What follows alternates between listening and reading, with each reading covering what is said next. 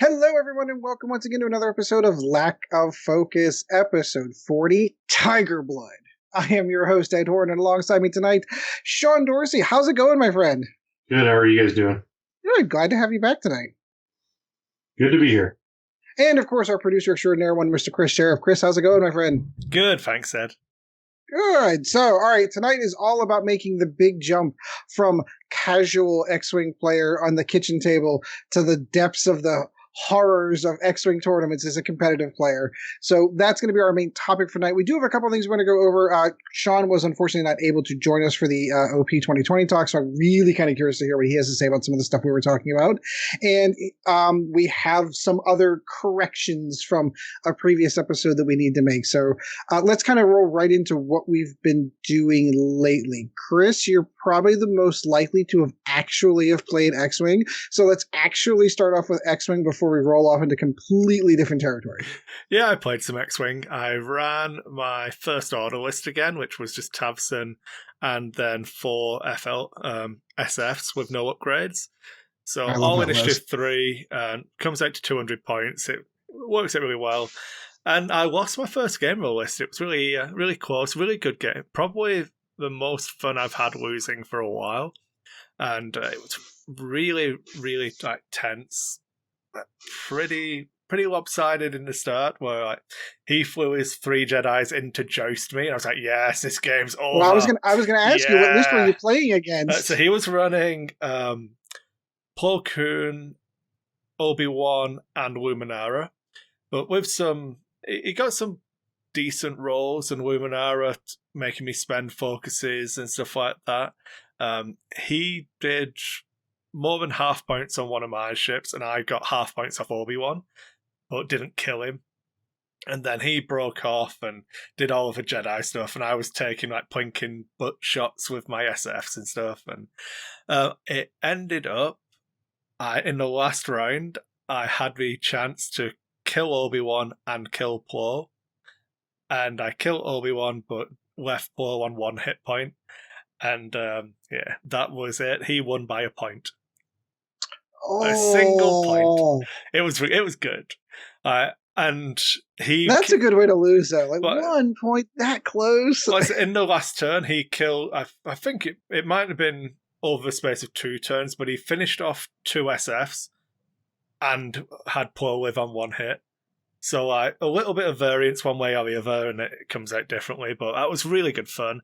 I did make a stupid mistake. I did on my formation. I did a bank too quick from a position, so one of my ships bumped, so I didn't have a modded shot, and I was pretty disappointed in that because it was just a basic maneuver. I had them in just a block. It wasn't even flying a pinwheel and trying to do it wrong. I was just going to ask. It was just a really simple block, and I still messed it up. And I was like, oh, criminal.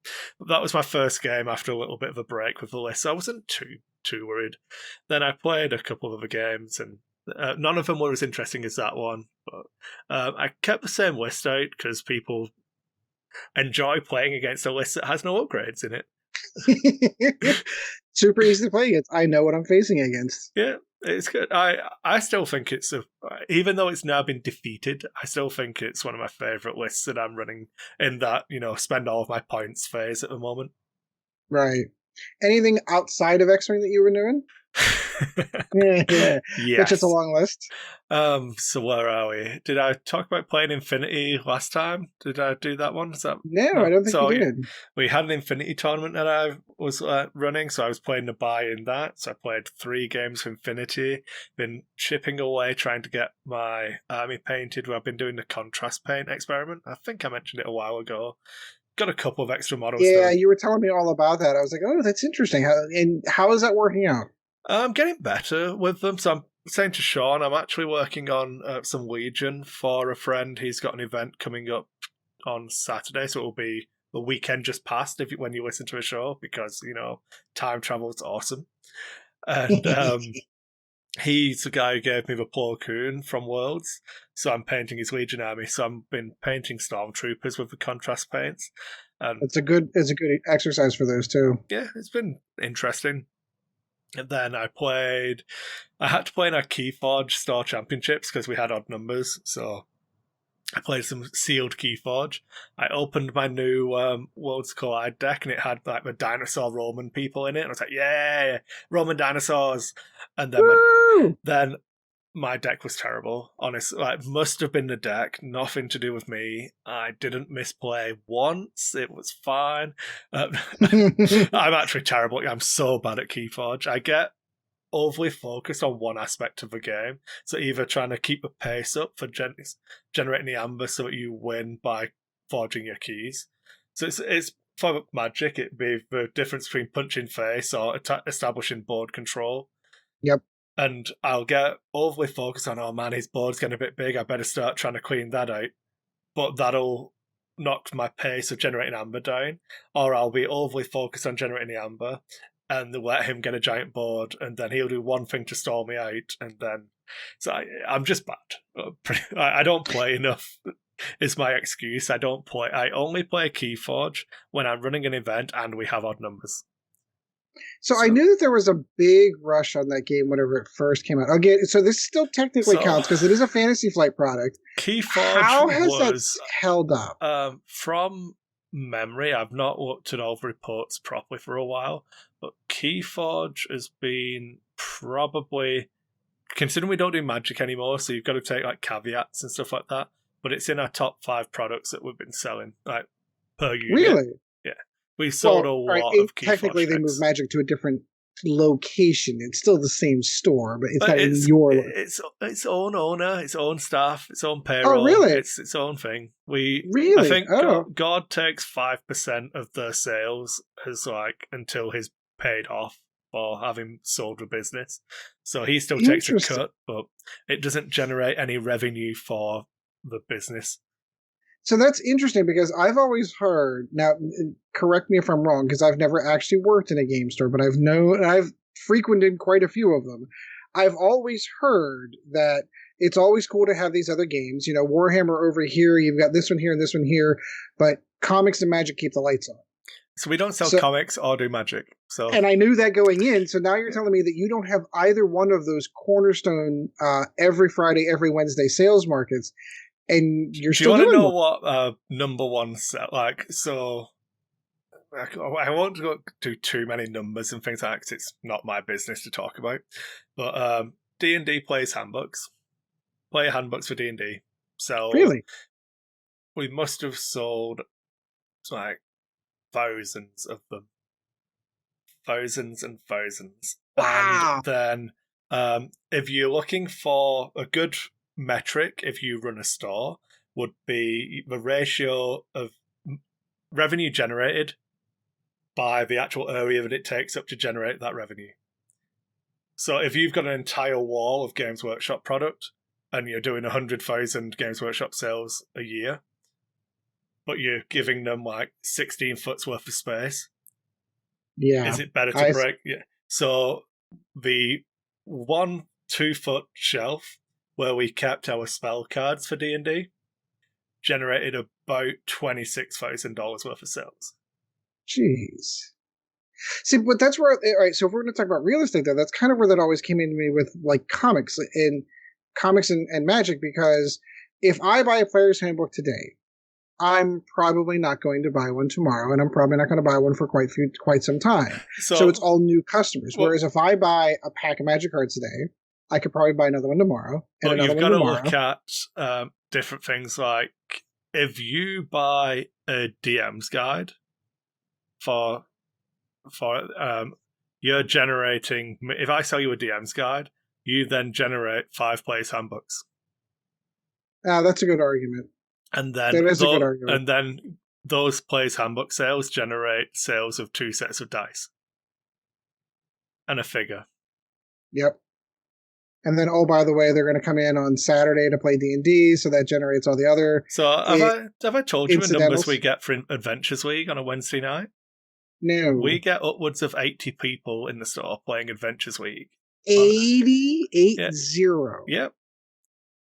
Good Lord. We have to go back. We have to go and borrow chairs from a Magic store next door. Okay. I'm moving to Calgary when I retire. Like, So all I the think things.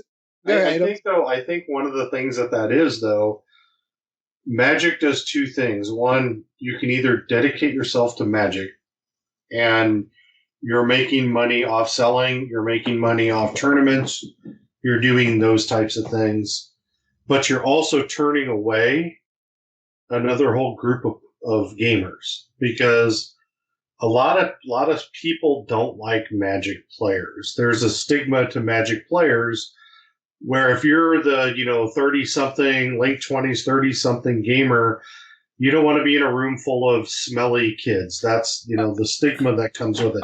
I know even if you I'm generalizing. even if you turn it back from there, Sean, you've got to remember, like, you cannot turn up to somewhere that has Friday Night Magic and expect space to play a game.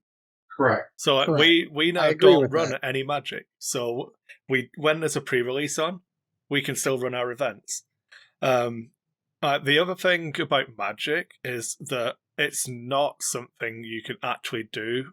Like Sean said, you have to go whole hog on Magic, because if you're trying to sell boxes, you cannot sell boxes without discounting them. And the people who are going to buy boxes are going to buy the cheapest box. If you're not the cheapest box in your area, you're not going to sell boxes. So and you're fighting internet prices too. Yeah, especially whenever Wizard sells directly to Amazon. Correct. Yeah, correct. Then you have to start looking at, okay, so I can't sell boxes. I need to buy boxes, open them, and get my sets. So then you're actually playing the market. You're having to play a market. Which is a real estate market that's bigger than a standard shelf market, because you have to get all that stuff out there for people to see. But as soon as you open a pack, the value of that pack is zero unless somebody's buying individual cards. Yeah, and it's like, gone are the days where you open, I can't remember what the sets were now, but like the Shocklands and all of that kind of stuff. Which, I know the tiniest amount of Magic were. Yeah. Because it's not been my speciality. I never had to learn it because I didn't work with Card Desk when we had it. But you're not guaranteed to make money if you open a box. Right. And I think the last Ravnica kind of fell into that with the return to Ravnica with the reprinting of the Shocklands. But I remember the return to Ravnica. Keep in mind, we're still in that standard right now. But when you look at it and you go all the way back to Zendikar, because that had the I can't remember what they're called, but the pay one life, tap it, pay one life, and pull a forest or whatever the cards were. You could fetch lands. Thank you, fetch lands. Fetch lands, shot lands, dual lands. Those are all good ones. Yep. But then that said Zendikar, because you had in World Wake, you had Jace the Mind Sculptor. You had that Cawblade set that came out. Yep. That was a very valuable one. You could open a box and make money, if you hit the right cards. And, then you move into a different type of store. Then you're a single seller. You're not. But that's the only way to actually make money in a city off Magic. Right. Because you can't sell, like, in the nicest possible way, pack sales will not keep you afloat. It's boxes where you're then going bulk over margin or selling singles. You can do stuff where you run events, but depending on your local communities, Magic players are relatively entitled. Like, Calgary got to a point where if the value of the prizing wasn't higher than the cost of entry, people just wouldn't come to your event. Right. So you had to get like exponentially more packs for wins and stuff like that. So you were losing money on every event you ran. Right. So, because if you're charging $6, let's just say American in this case, and for every entry, the store has to put in a pack and a half, you're not going to make money at the end of the day just because of all the overhead and everything else. To get a big enough prize pool for the players that are making the cut. Yeah. Because the cuts, 9 times out of 10, when I played Magic in the store, once you hit top 8, everybody just split, and then it was, even amounts that went out. Yeah. Well, there you go. That's my flight deck. All right, Sean, we haven't heard from you for a month. For a good reason, of course. You had no internet the last time we were getting ready to record. Yeah. Still in recovery, I assume. Oh yeah, it'll be a long time. I think I'm falling back into what I was before, even after the surgery. So we'll see how it goes. My flight deck has pretty much been World of Warcraft, unfortunately. World of Warcraft Classic. Classic, yes. You got to make sure to not retail, that. Classic. And still most paying of retail price for it. Yes. Bastards in Blizzard.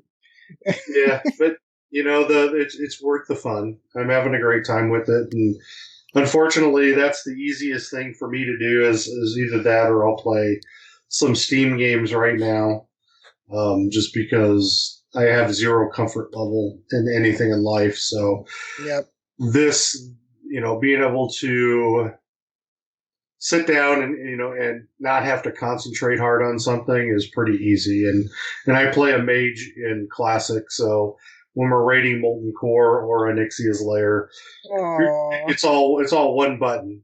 That brings back so many. And I assume you're maxed out at 60 at this point. Yes, yeah, 60 and getting gear and everything else. So it's getting to that point where. But I'm also have other characters I'm bringing up too, just because.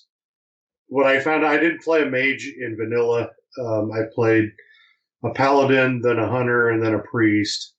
And in this, so I decided I wanted to play a mage. And I found out it is the most boring-ass class to play. I mean, it's...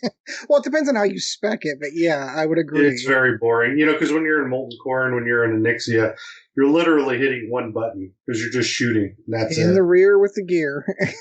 That's it. And I've advanced much farther in Classic than I ever did as far as, overall, enjoyment and everything else.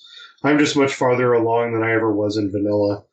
Because by the time I hit that point in the guild that I ran and stuff, in vanilla, we got to Molten Core, Burning Crusade came out, and then you went on to that content. And downhill from there if you ask a lot of people. Yeah, for sure. I would agree with that. But that's pretty much been my flight deck. Well, hold on. I've got questions because I haven't touched Classic. First of all, is it still $7.99 a month? Is that still the flat rate for that? Because if they would bring that out at $4.99 a month, I think I might do. What are you talking about? The monthly subscription? Yeah, it's $14.99 a month. $14.99. Good. Yeah, Lord. you can get it down to I think $12.99 if you pay the 6 month.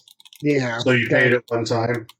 And they've remastered the graphics, right? So yes. So it's the same game, except it's been the aspect ratio has been brought up, so the graphics look better. The graphics are better. You don't have a lot of I have not seen any of it where you have the lag that you had. Yeah. Where you would, especially in instances, you would get a lot of lag in instances. But I think that's because the internet's just better too. They're on better servers. They're on better. I was just going to say, give Blizzard some credit. They probably put those on newer servers, and they've had a lot to learn from how many years of World of Warcraft now. Like, they can figure out how to get their servers humming. Well, and I think, too, this started at, I think, what would have been, wherever vanilla left off is where Classic started. But what they're doing is they're doing phased releases of content. So when you look at it, phase 1 was Onyxia, Molten Core, and Maraudon. Then phase 1.5, we'll call it, it was an early release where they did Dire Maul. Ew. So then phase 2 will be, I don't know what's phase 2 is supposed to be Dire Maul, but they released it early because so many people got to 60 so quickly. Yeah, because everyone was playing it. Well, the difference in the game today than it was when, I started playing in December of 2004, the difference in the game today is that all the information of every single thing in this game is out there. Yep. So when you're, grinding and grinding and grinding like you did way back when, you don't have to do that now. You can go to YouTube, find a guide, and just follow a guide, and it actually, helps you. To me, that takes some of the fun out of the game. For some, I think it adds to it, But the one thing I don't like about it, now I'm not on a server that has many streamers, But I think streamers are ruining it for everybody, to me. Yeah, because they didn't have it back in 2004, 2005. Like, you legitimately, you had to be part of like a big forum or something, or a guild forum to find out how to find all that stuff. That, and then Thoughtbot, you had Thoughtbot, and whatever, I can't remember, DBM or whatever it was. There was another database out there. But one thing I don't like, I watch some of the streamers and stuff. Number one, a lot of them are just whiny, children, and they don't get their way. But then I didn't get my drop. Well, the thing that wrecks it for me, though, is that they'll go to their mailbox and their fans are sending them 500 gold. It's just like, what's the point of playing then? Why is that fun? Now there are some out there that don't accept it. They return it or just blatantly tell their followers, don't send me gold. And they don't, so there's kind of that concept too, where, you see a lot of people who, gain so much because of their celebrity in the game that, to me, it just takes away from the game. It takes away from that player's experience. And, and I don't, truthfully, and you guys know me, I don't understand the worship of that celebrity. I really don't. I don't get it. I don't but I'm also in a different age bracket than most people, It's interesting you talk, because I've had this conversation with my kids. Like, it's bizarre to me, when I was a kid growing up, a celebrity was a politician, a movie star, or a sports star. Right. Do you know what I mean? Like, those were who, or you were someone that was super rich, like royalty, for example. Right. An X-Wing podcast host. Not an X-Wing podcast. Exactly. So what you have now is you have an era of children who are growing up into self-made celebrities. Mm-hmm. People that put a camera on themselves, got in front of it, and became popular. They didn't have to go through any acting classes. They didn't have to fight their way through the minor leagues to get up into the pro leagues. They didn't have to, get votes in a particular political party. These are self-made celebrities. And that is such a bizarre thing for me to even know that even exists, that there are people out there like PewDiePie, some guy that's sitting on a camera playing video games and swearing to a camera, has 100 million followers and makes $16 million a year. Like, that blows my freaking mind that's even possible. Right. Thank you. What blows my mind even more, though, is the amount of money that people have today to give to these people. But that's it. They don't have it. Well, yeah, I mean, I'm sure it's that the same as throwing it away and other stuff. I'm sure that there's a lot of deficit spending going on here, to do that. But I just don't get it. I can't afford rent. I've got all my student loans, but here I'm going to donate to. I'm going to $10 to the Twitch streamer so that they say my name on the internet, so I'm famous for like 5 seconds. So, all right, so I've gleaned a lot. As a reminder, everyone, you can support the Lack of Focus Patreon. You can. Right. I've gleaned a lot of perspective from my oldest son. And one of the things he said, he's like, do you remember going to movies? Sure. Have you ever gone to a bad movie? Sure. Like, I've gone and spent money, $15 on a movie ticket, bought popcorn, and watched a crappy movie. He's like, it's the same thing. He's like, instead of me getting up and going to the movie theater, I kick $10 over to my favorite streamer because I enjoy the content that they're giving. I get that. But when they're doing it over and over and over, and I'm not talking about monthly. I'm talking about, I'll watch a streamer, and there's, I have, comedy troupes that I follow. One that's a Canadian troupe out of British Columbia called Loading Ready Run, and then another one, Viva La Dirt League, out of New Zealand. Now, I watch these guys. Now, they're not primo, world famous people, but I will watch their stuff, and I'll watch it mostly on YouTube. I rarely watch anything live. But what's interesting to me, though, is it's the same person who's donating bits over and over and over, or donating subscriptions, and that's what I don't get. Sean, are you suggesting for a moment there are people in these communities that have more money than they know what to do with, or just spend money? Or their deficit spend. Those are what we like to call the whales, Sean. Yep. No, I know. Yeah, no, I get that. Yeah, but I also see people who sit there and I was talking about this with you guys, off air, is that I'll get on Twitch at like 11 o'clock at night on Friday after our Molten Core run, and on the front page is some woman who's just talking. Dangerous grind. Who's just talking. And, well, I'm going to be very politically correct on this one. But then who's just talking, but in the skimpiest outfit possible. And it's all males watching her, And in the loosest possible terms, they're all males. But I'm a big fan of, if you can make money doing that, just go and do it. Like, if you want to play League of Legends and do if I was good at bikini if we were good at this, our Patreon would be skyrocketing. We'd get loads of YouTube clicks. We'd be doing this live on Twitch, and it would be awesome. But so Sean just we all suck ass, so it's fine. All we need to do, Chris, is we just need to do one girl who's willing to just. My tits are huge, man. I don't know what you're talking about. What, do I stretch some more? Do a bit of a dance? Yeah, I think we're bend over to pet your dog, That went a really different direction. But that's the thing, when I look at this, and and when we did this before in our other life, we had potential to be at that level. We just never really big. We never pushed that. We never. One of my biggest regrets from the old days. But I understand why we did it. So there was, all right, so for those who don't know, I know I've said this on air before, but I'm more than happy to say no. The reason we didn't go down that route, because these things like Patreon and stuff like that were coming around, we had the opportunity, we could have made money from the old show from Nova Squadron Radio. We elected not to do it because we didn't want money to interfere with friendships in the show. Yeah. Bottom line. We didn't want it to become an issue, so we never allowed it to be an issue. Now, ultimately, in the end, that killed us because that's what killed the show, because we couldn't pay for hosting fees because where it was being hosted was not where it was supposed to be. When they found that out, like, hey, you guys owe us a ton of money if you want to keep your shit on the internet. And we're like, no, don't have it. Sorry. And that was it. And that's the thing, is somebody else was kind of footing the bill, even though they weren't footing the bill. And there was also conflict with that.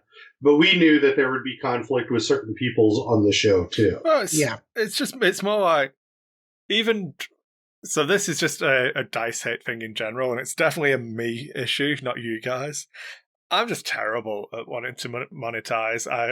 We don't push for Patreon, and it's a conscious decision that I don't enjoy it. I don't like the feeling that I get when I'm doing those plugs and talking about it in that way. I mean, even on the YouTube, and if you're watching this on YouTube, I really appreciate it. It's awesome, comment, subscribe, doing all of that stuff. But I hate doing that part of the show. I just want to make my content for the enjoyment of making the content, and then have people enjoy the content, consume it. Right. If I wish that were enough, but if you want to do it well, and you've got to have that moxie about you. You've got to see how old, okay, boomer myself. But you've got to have that, gumption and stuff to get in there and do the work. And people have complained in the past about Dion and how he monetizes it on the stream and pushes those Twitch Prime. You have to, man. If you're going to do this at that level, with the commitment that he has. Ass off for that. But that's his job. Yeah. That's exactly. He's given up everything else. And he treats it like a job. And I think that's the key difference, is he treats it like a job. I have a huge amount of respect. He's a hell of a nice guy in person. If you ever get to Dion's great. Yeah, he works his ass off for it, and that is his primary job. It's the reason why he's going to all of these tournaments and streaming, and he was at Worlds doing more streams than FFG was, because he was more equipped to be able to do it, to multicast, and all the shit that he did. Like, that takes a lot of work, and it pays off for him, and I'm happy for him. But when they were coming up, and I know this is again me being old and crotchety a little bit, as they were coming up and we were starting to see what they were hitting numbers wise on Patreons, and I don't even, this was years ago. So I have no idea what they're making now Patreon-wise. As they were coming up, we're all looking around going, why the fuck didn't we do that? I think, though, our commitment to it was different coming up. Because, I didn't start with the show. Kris didn't start with the show. Oh, gee, you guys were in single digits. Come on. I know what you're saying, but yes. We weren't there at the beginning making the decisions. It was It was you, Roy, Kris. Mm-hmm. Other Chris, not Kris our Solon, Chris. right? Other Chris, yes. And so Ron Brandon was supposed to be a part of it. I think he did one show and was like, "Nah, I'm done, tapped out." Yeah, because there's commitment to it. You are committing time, you're committing everything to it, and to do a good show, somebody has to commit the time, like we used to do, to put the stream sheet together. The basically the script for the show, and every week, every week, he would send it out. Here. In fact, it's like 3 lines, and it's just for me. It's fine. Yeah, but somebody would do that, and then you'd have people like me who would literally read it as we were going through it, because that dedication to preparation, is really high on my end, but that's the one thing that I feel like I did right when we sat out. When we sat out to do that show, keeping in mind when Nova Squadron Radio was just getting started, I think there were 2 other X-Wing podcasts total. Now, if you take a look you type in X-Wing podcast into any of your podcatching software, you're going to catch 60 of them now. There's a ton of. When we started, there were 3, and we were number 3. We were right behind number 2 whenever they first came in. Yeah, Scum and Villainy, I know existed. Yeah, and they were another show before they were like the X-Force or X-Factor, and then they kind of morphed into that. Yeah. But we had 2 things. We had several things that those other shows did not. We had a dedicated every 2-week show. We were prepared. We had show notes. We knew exactly what we were going to cover. We never deviated from that format. We had guests involved, and I'm not gonna discount this. We had Nova Squadron name in the back pocket. We had guys like Paul Keever. We had guys like Roy, who had those connections to folks inside FFG, where we had Alex Davion like episode 4.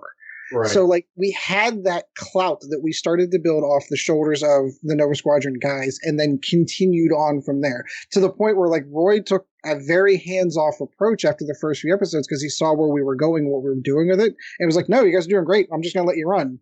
And we just kind of took off and ran with it. Yeah, and he was just give us the metrics every once in a while. Yep, that was it. That's all I was interested in. It was kind of like, hey, but like it didn't start to, as we started getting towards the latter parts of the days, I started getting to that like, well, hey, how well are we doing? And we really were at the top tier for a really long time. And then it all fell apart. We're like, hey, we're not making any money. We're not financially solvent. Interesting. Then it goes away. Yeah, I won't depress you with our numbers then. It's okay. Yeah, but this is so much more fun. Agreed. Yeah. No. This is so much better than Nova. Not that Nova wasn't fun. It was just different. And, it takes a lot of dedication to do 5 hours of content to get a 4-hour show, Mm-hmm. I mean, that's what it was. It was a lot of time spent. Kris is feeling a pain now. Yeah. I was saying to Sean that I managed to turn that show around last time. We finished recording what time on Monday night? And I still had the show edited and out on Tuesday morning on time. Yeah, I meant to send you a message. I forgot. I was stuck in a meeting the next day. I was like, damn, you got that out quick. All right, anyway, that's my flight deck for this trip. It was a good topic. It actually kind of dovetails in with what we're going to be talking for the main topic. I'll do mine really, really super quick. I haven't, surprise, I've not had any X-Wing in. One of the main problems I'm having, I feel, is that the X-Wing community in my local area is dead. There is nobody playing X-Wing at all at the game store. It's all 40K. It's all whatever fantasy turned into and now is going to turn back to. They're even going back to square bases, I heard. 2 years, man. 2 years. Age of Sigmar's not going anywhere. So my point being is, there is legitimately no community here for me to even attempt to start playing X-Wing with. So I am just going to have to get down to the point where I'm playing games on Vassal with everyone from the show, because that's pretty much that's the only option I have. There's only you to blame, Ed. I'm here. I message you once a week. You do. It is. I do take the blame for that. There's a great X-Wing community in the Pittsburgh group. Ryan Fleming and all the guys down there, they have, tournaments and they have league play every single week. And I feel like this, I'm going to get like a boo-hoo from a lot of folks. For me to make it to that group, it's a 35 to 40 minute drive there for an hour potentially of play and a 35 to 40 minute drive back. Now, I know that there are other people out there who make that drive every single week to get their X-Wing in, and they're like, "Oh, boo-hoo for you." You're right, and I agree. I don't know, it was just super convenient for me because the game's just literally less than 4 miles from my house. Yeah. So it's super convenient for me to come home, eat dinner real quick, kiss all the kids goodnight, say goodbye to my wife, and go and play for 3 hours, and then come back at like 11 and get into bed. Whereas it becomes... It's only you who can build that community, though, Ed. I know. And we did, and I feel bad because we start again. Take your game, Matt, go to the store, set it up, and play X-Wing. But that'll actually go into our topic too. Is that Mm-hmm. Well, community is so important. Yep, we'll put a pin in that because I will get there. Yep. So the only other thing I've been doing for those who didn't see it on the other YouTube channel I started, I bought an old NES. It's been sucking at playing Star Wars. No, Can't dude, shoot down those AT-ATs. I saw it. I'm going through right now. I'm doing my playthrough for Final Fantasy for the original NES. First of all, let's take 2 steps back. So a couple of months ago, I picked up an old Atari 2600, and I got it for nostalgia reasons. I really wanted to have one again. It's great. I'm happy that it's here. I thought I would be able to share that with my kids. And I think the novelty wore off relatively quick for them. I'm like, oh, wow, this is really cute. Look how shitty video games look like. I'm bored. I don't want to play this anymore. So they kind of got bored with it, and it kind of like, okay, so Dad's the only one that plays it. That's fine. But when I brought the NES home, this is a different story. I come home from work, and yeah. So I come home from work, and my 10-year-old is on his journey to try to beat Mike Tyson and Mike Tyson's Punch-Out. Gabriel's upstairs trying to beat Castlevania 2 right now. My daughters are trying to go through Legend of Zelda together, trying to look stuff up on the internet and how to figure it. I'm like, wait a minute. I'm onto something here. I have found something. You've got to get him a SNES, man. You have to get a Super NES. I will. So I have 40 titles that I want to get for the NES, and then I'm going to migrate up to the SNES. Just get a NES Classic. Okay, so it plugs in through the HDMI port. Evie was playing. I know. I can't even remember what it's called now. What's the stupid ghost one? Ghosts and Goblins? No, where you play the pillowcase ghost, and you inflate yourself. Kirby. Is it Kirby? Kirby. Oh, yeah. Kirby. Yeah, no. Evie was making Kirby jump and shoot things out of its mouth and eat people. She's 2. So this is the old crotchety bastard in me. There is something to me about plugging that cart in, putting the toaster down, even the bullshit that I've had. If you want, man, you can pick your NES Classic up and just blow on it and pretend it's fine. Because I'm definitely going about it the most expensive way. I'm not going to lie. Because easily, I think I have put in probably $200 in the 2 systems I've put in. I could have bought an SNES Classic. I could have jailbroken it, and I could have put every ROM for every game on it and been done. So that's how the whole project idea started, though. Like, Gabriel and I talked about going out and getting a RetroPie, making a RetroPie console. I was even going to go out and buy the one that looked like the NES, but I don't know. There's just something different. Like, even the kids are enjoying it. I did it. I have to admit, I did it when I was still in the UK. I had, I collected retro video games, but I moved here and had to sell my collection because they were all PAL. Yeah. And it wouldn't even work on the TVs, so because you couldn't run the antenna. Like the old plugins. Because it operates on a different RF frequency, yeah. So I had to, there was just no point. So when I got here, I was like, I could start again. Or they make this little box for $80 and it just has all the games in it anyway. And, I'm done. Easy. It feels cheating to me. I don't know. It is cheating, but sometimes cheating's fine. Cheating's fine if you win, right? It's all about the winning. It's not even that. Can you plug cartridges into them? No, it has like 20 games built into it, but if you are unscrupulous, you could hack it and put more games in. I haven't, because it's got the games that I wanted. Like when they announced the SNES Classic, Jill was like, "Oh, it's actually coming out at this date." I was like, "Okay, do you want me to tell you what games are on it?" I listed off all the games, and I was like, "I think I got like 15 out of the 17 that are on it." And I'm like, yeah, that's obviously the games are going to put on it. Yep. So I don't need to buy any. So that's the problem that I have with it. So like I do not necessarily shame those that do, but I tend to have my scruples. And I'm like, well, when you look at things like the NES Classic and the SNES Classic, even I have the Genesis one behind me and the Atari one behind me, there are games on there but not all the games I want to play. Like, there are games I want to play that aren't on there because currently Nintendo doesn't have the license for them, so they can't put them on their consoles that they're putting out. So if I want to play those games, what options do I have? I can A, steal them, which is what you're doing, so you didn't know. No, if it's a backup copy for the original, which I bought and owned. I bought the game. The fact that it broke, it's a good job I have that backup copy, isn't it? It's a good job. It's a good thing. It is. It's a good job that my old PSP accidentally fell into a USB connection and has all of my Super Nintendo games on it. It would be a real shame if I could just play all my Final Fantasy VII on my PSP and not have to worry about it. So how I described it to my wife, you know what? Some people go through midlife crises and they buy sports cars. Me, I buy old video games. Yeah, it's a lot cheaper. It is, exactly. Shall we talk about X-Wing? Sure. All right, so you should put a timestamp on that. Only an hour in, almost. 50 minutes in. No, there's a couple of breaks because I'll have to edit. But so I did want to open up with, I believe, in episode 38, we were talking about stuff, which is where we got onto the ace topic and the positioning, and that led into a talk about take-backs and stuff like that, which we'll get into a little bit in this conversation. And we were talking about the example, I can't remember his opponent, Sean, who was Paul playing? James McDonald. Yeah.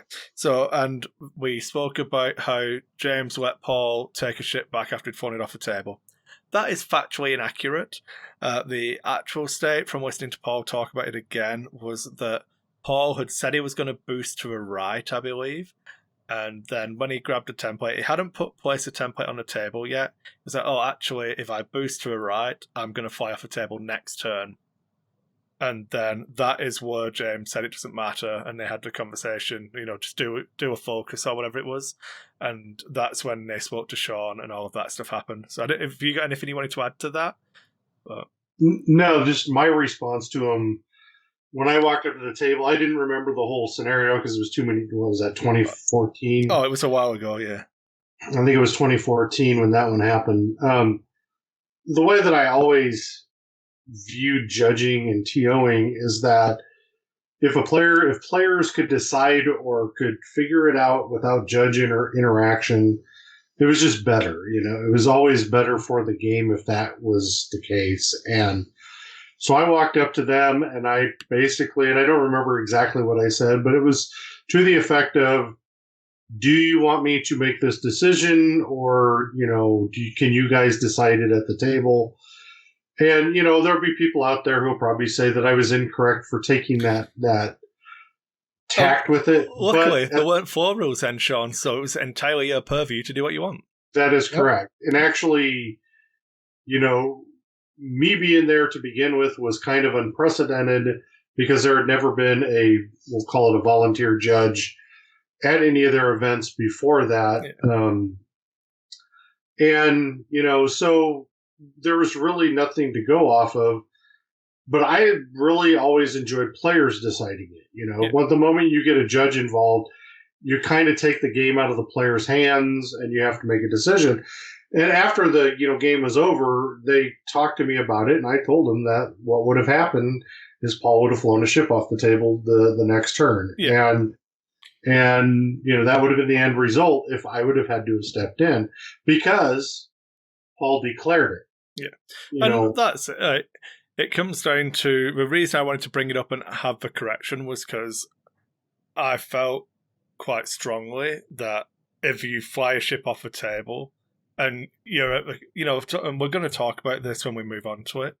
But the takebacks and how much leeway you give your opponent. But I have no. If I was on the final table at Worlds and this was going to win me the game and I was going to be world champion, I would have let Paul take that back because the temple. He didn't put it down.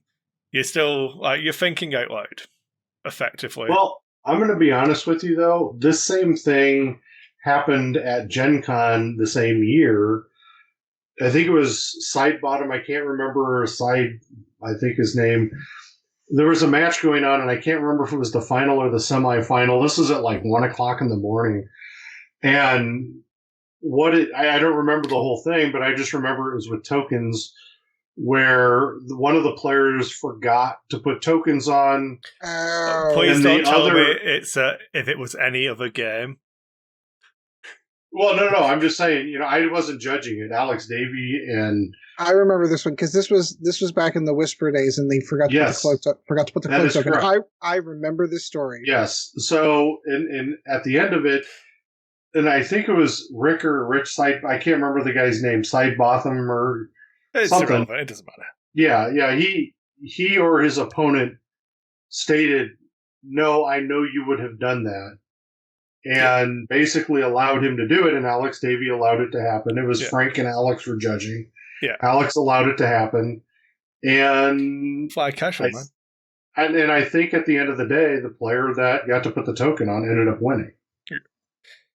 Yeah. And that's kind of the way the game was back then, though, where there was much more, and still much, can be.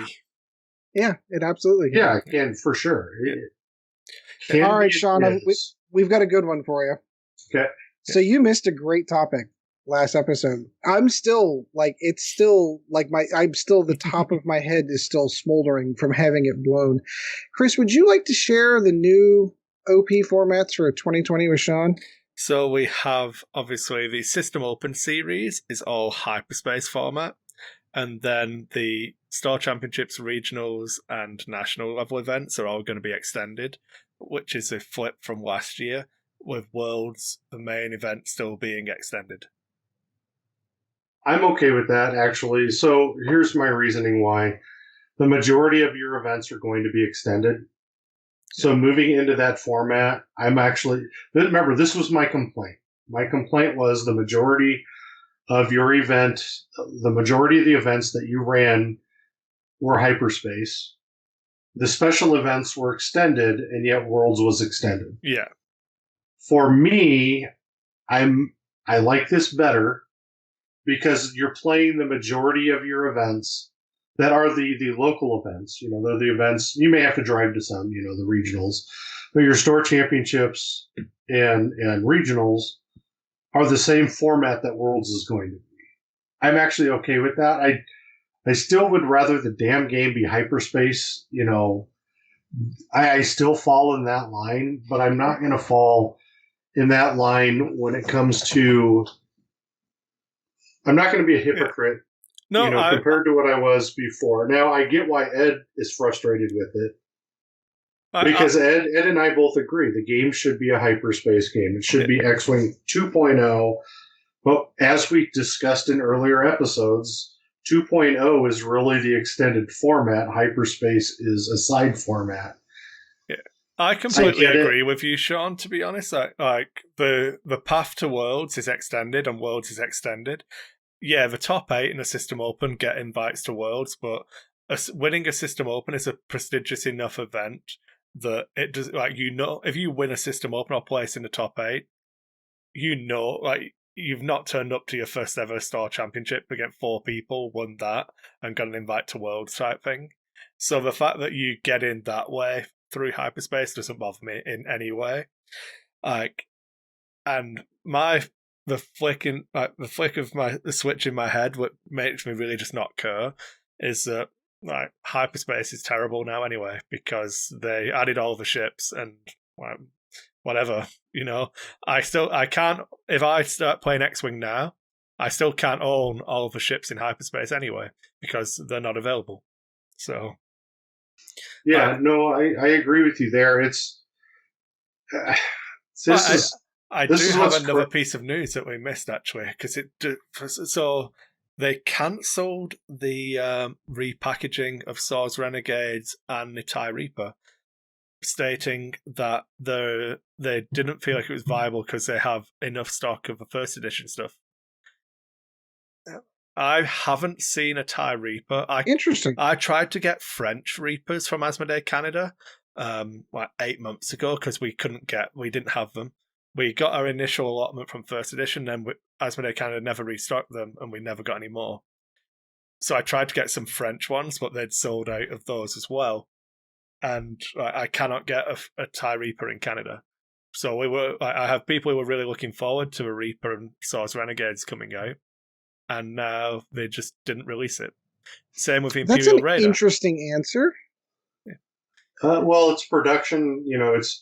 Are you going to produce something that people, may or may not buy because their belief is there's enough of them out in the market? I have seen Swords Renegades First Edition in stores. I don't know if it's recently, but within the last few months. So, it's one of those things where, they have to balance that budget too, Yeah. If you want a TIE Reaper, I guarantee you, somebody's selling their collection for a couple $100 and you can get a TIE Reaper on Amazon.com. There's 6 left in stock, and they are $24.99. Yeah, so you can still get them. Yeah, It's just interesting. I've just checked now because I honestly thought it was going to be $50 US. It's interesting to me because they rebranded the packaging, and those two things are going to stick out like a sore thumb with all of the other packaging that they've done. I don't mind, but if there's a load of them in a warehouse somewhere in the US, ship some to Canada because we can't get them here. So, and I'm sure there's other places. Buy a whole bunch in the US and start selling Reapers on the street. Hey man, want a TIE Reaper? I got one right here. Yeah. Well, I don't know. I won't say it annoyed me, but it was surprising because I factually know that I cannot get this is Kris, the store employee, trying to support my local community. So that was surprising to me. So just out of curiosity, from keeping the store employee hat on for a moment, you can't order first edition ships anymore, correct? No, Asmodee Canada had a blowout on them, which was when I tried to get the French ones, because I was like, fine. How long ago was this? Just out of curiosity. And I'm not talking just specifically the Reaper. I'm talking the this bomber. was like 7 or 8 months ago, probably. Okay, so 7 or 8 months ago when we would have been wave 3. Yeah, it was because I was trying to get silencers. So First Order and so what was wave 2, wasn't it? Was the First Order stuff? First Order stuff. So it was around wave 2, wave 3. Okay, so that's kind of my point. And so there's only 4 left now. But this still goes into my point of, if I'm getting into X-Wing now and I want to play competitive X-Wing now, I can't walk into my local store. Thanks, Sean. I can't walk into my I only bought one, so somebody else bought one. It's okay. We're not even live. There's one copy of Swords Renegades left. But to get back to my point, I can't walk into a store and buy half the ships that are legal in hyperspace. No, and that's right. So hyperspace is irrelevant because, or not hyperspace. In extended. Yeah, I can't buy half the ships. But that's what I mean. Like the TIE Reaper's in extended, so it's in hyperspace. Can't buy it. Well, there's that too. The TIE Interceptor. Can't buy it. TIE Bomber. Yeah. You can. The bombers out. Oh, the bombers just came out. Yeah. But Star Vipers, have they out yet? Okay, I'm gonna have to. That should have been in the last wave. Yeah. But that's kind of my point. That's kind of where this whole thing starts getting Star Vipers aren't out yet. Star Vipers haven't even been announced. All right, so there's a great example. Went to Worlds, had a top 10, can't buy them. So this is where this whole thing just keeps breaking down for me. I totally get the idea of keeping this format and that's that format. It doesn't it doesn't nurture the environment of new players coming into the game at all. Go. So the Star Viper is $26.50 on eBay. Remember, how much was that ship whenever it first came out? 15. So you can buy, but you know what I mean. I don't feel like you should have to be going. Yeah, that's why I don't care about hyperspace in its current format. If they changed it, they rotated it. If they do that again, and this is going to get us reported so bad, but make hyperspace great again. Yes. If they make hyperspace great again, I'm back on board. I will put my red hat on and I'll be like at all of the rallies, and I'll be fully in support. But there we go. But it just doesn't make any sense to me that I can't. I want to support. For those who don't know, I'm personally myself. I support my local game stores. I buy stuff online out of necessity, but for the most part, if I'm going into a game store, like even the stuff that I'm buying for like my retro gaming, I have 3 retro game stores. When I went Black Friday shopping, I went into my local retro game store, didn't go to Amazon, didn't go to eBay, went there, and that's the stuff I bought. I want to support my local businesses. I can't support my local stores if I want to get into X-Wing today and I want to play in Extended. Yeah. I can't. I have no other choice but to do that. And that feels counterintuitive to me. Well, it does. I mean, it very much is it creates barriers to entry. Yeah. Because of that. But I'll be honest with you, if you really want a TIE Striker, you could get onto any a Reaper or any ship out there, get onto any forum and say, hey, I am looking for X, Y, or Z, and somebody's going to sell you the plastic. Oh yeah, I agree. I'm not saying that you can't get them, but I get your point on the store, because you want to support the local store. Because you don't support the store doesn't exist anymore. I get that. I'm with that 100%, but I'm trying to look at this from Fantasy Flight's perspective for a second. Yeah. It's the cost of printing a ship that you've already printed. If you look, I don't know how many they printed. I don't know how many they sold. I'm sure they sold everything that they ever printed because they're out on their store. Yeah, and that's if they had them, let us buy them. That's what I don't like. Well, I get that. It makes sense if it we've cancelled this because we have stock of the first edition ship. Sell it to me then. Can I buy it? Let me ask this question. Could it be a situation where currently you have a new movie coming out, which means you're going to have new ships coming out, which means you're going to have a whole new market of brand new stuff potentially coming out for X-Wing 2.0 that wasn't even available in 1.0 to start with. Mm-hmm. You have that. So yeah, this is me speculating. Republic and Separate. Yeah. We have lots of stuff that wasn't in the game in first edition. One thing I know from first edition is that they only have so much line space to print in China. They only have so many lines. And this is a speculation on my part, but are these ships going to be the top most popular ships, the 2 ships you're talking about, the most popular ship sets, whatever, or will the new stuff potentially coming out be more popular? Will that make them more money? Will that be a better driver for that bottom line for a company? Well, let me answer your question with another question. How much money is FFG making off of old ships that they don't make anymore? I don't know. Zero. Exactly. $0. I understand. My point. So I do get that. That was the whole point of the Extended. It was to placate to us old guys who had been around and had a whole bunch of ships like, hey, wait, I still want to play with my ships. I don't understand the shift in this is what X-Wing is now. Well, if that's what X-Wing is, I can't buy it. I don't understand how that, especially take a look at this.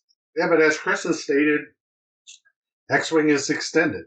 Okay, and you can't, you're right, you can buy it, but again, and maybe it's just me and me being a dinosaur, I can't walk into a store and buy it. I have to go online, and I have no other choice. So FFG does have it in stock. I'm looking at the website now. They have first edition ships? Yeah. They don't have everything, but they do have, there's a Rebel Arc expansions are in stock. Source Renegades. I could apparently add one to my cart now. Resistance Bomber is in stock. So I just wish these were in distribution because I can't order them. Interesting. Anyway, so yeah, there's that. So yeah, long story short, yeah, Extended's here to stay. Extended is X-Wing. I've accepted that mentally. I disagree with the thought process behind it, but I have my own reasons for it. You may not agree with me, and that's fine. I'm okay. We can agree to disagree and be on two different camps. It feels weird to me, and it doesn't feel right, the direction that they're going as far as OP is concerned, as far as competitive play. Just doesn't make sense. If I saw the world's list and I wanted to make that 4 Viper list, I've never played X-Wing before, I want to walk into my store, I can't build that list. Yeah. I need to go online. Yep. Yeah, that is a bad way to try to keep a game going because the whole point is drumming new business. Yeah, it's just, right. It's creating needless barriers to entry, I think. Right. And that's where you guys know me, that's where I've always stood. When you create the barriers, you don't get players. It gets really difficult, over time. Yeah, and for me, it's obviously not the old guys. The old guys have all the shit that they want. I've got 4 Star Vipers there. I don't need to go out and buy one. I'm not talking about me. I'm talking about the new guy that comes in and says, hey, I want to play this list. That's the guy I'm worried about. That's the guy you want to get in because you have all the old guys' money. You have their money. That's what I'm saying. Star Vipers are in hyperspace, so it doesn't matter. Hyperspace isn't the easy entry format because he could have seen those 4 Star Vipers at a system open last year, which was an hyperspace tournament, and still couldn't buy them. So that's why I don't care. Make hyperspace great again, and I will back you. I will back you to the hill that it's a better format, but it currently isn't. Extended is a better format because I can just. If I'm already going to go with ships I can't buy, I might as well open the whole library up. Yeah, no, I know where you're going. It just, I'm going to get off my soapbox. It feels counterintuitive. It's been counterintuitive since they've announced it, and I'm going to stay there. I've accepted it, and we'll move on. Yeah. Prize wall. Do you want to talk about prize wall? Yeah.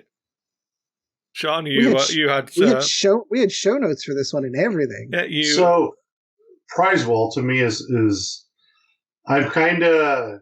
I don't know how to put this. I'm kind of okay with it because it's better than what they were doing before with the prize wall, where the prize wall was just all I'm not going to say out of print, but older stuff when you went, for prizes. So people would go up there and they'd have 5 packs of, this type of dice. And the first 5 people in line, which were usually locals who weren't there really playing X-Wing, they would get the dice and then they'd be on eBay within 60 seconds, I like this. You're watching them take the photo at the table. Yeah. I like this because in their new prize station, you earn the tickets, but it's stuff that's valid to the game now. It's everything that they're putting out there. I'm looking at it right now. The damage deck, the different reprint card, the different alt art cards. I don't know. I'm guessing those are target locks, the numbered discs. Yeah, the new target locks have numbers on them. I like the fact that they have the bases that are, printed. They're a little bit more vibrant. I like that. I like the ship markers and things like that. Those are so cool. Those are great. Those are things that you would have to go to a secondary vendor who's doing a Kickstarter that you never get your stuff from to get. That would be supported by Nova Squadron Radio. Yes. Or a legitimate business that claims that they can do acrylic templates and then doesn't. Yeah. Well, look, backed up some for people years. got some.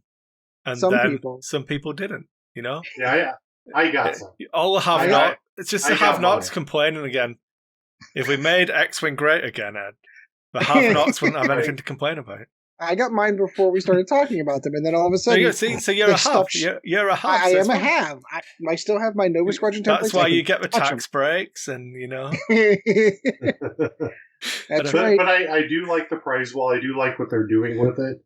So now I do have... Sorry, go on. I'll let you finish your point. Just really quick, I don't know how much they expand outside of this stuff. Is it going to be like Magic tournaments where, they have packs from sets, before? Or is it going to be just this stuff in the prize wall?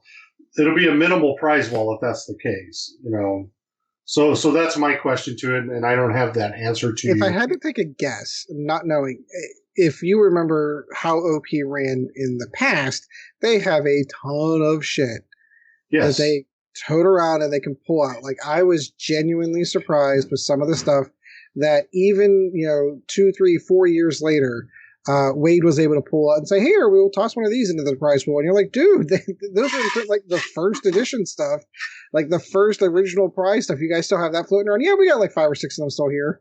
Like, if I had to take a guess, I would suspect that would be the case. I have no evidence to back that up. I just happen to know how OP plays their game a little. Yeah, and I remember when I did the original Worlds Collide tournament in Omaha, when we had Doug Kinney and Paul Heber, we had 20 players, and literally we were limited by space.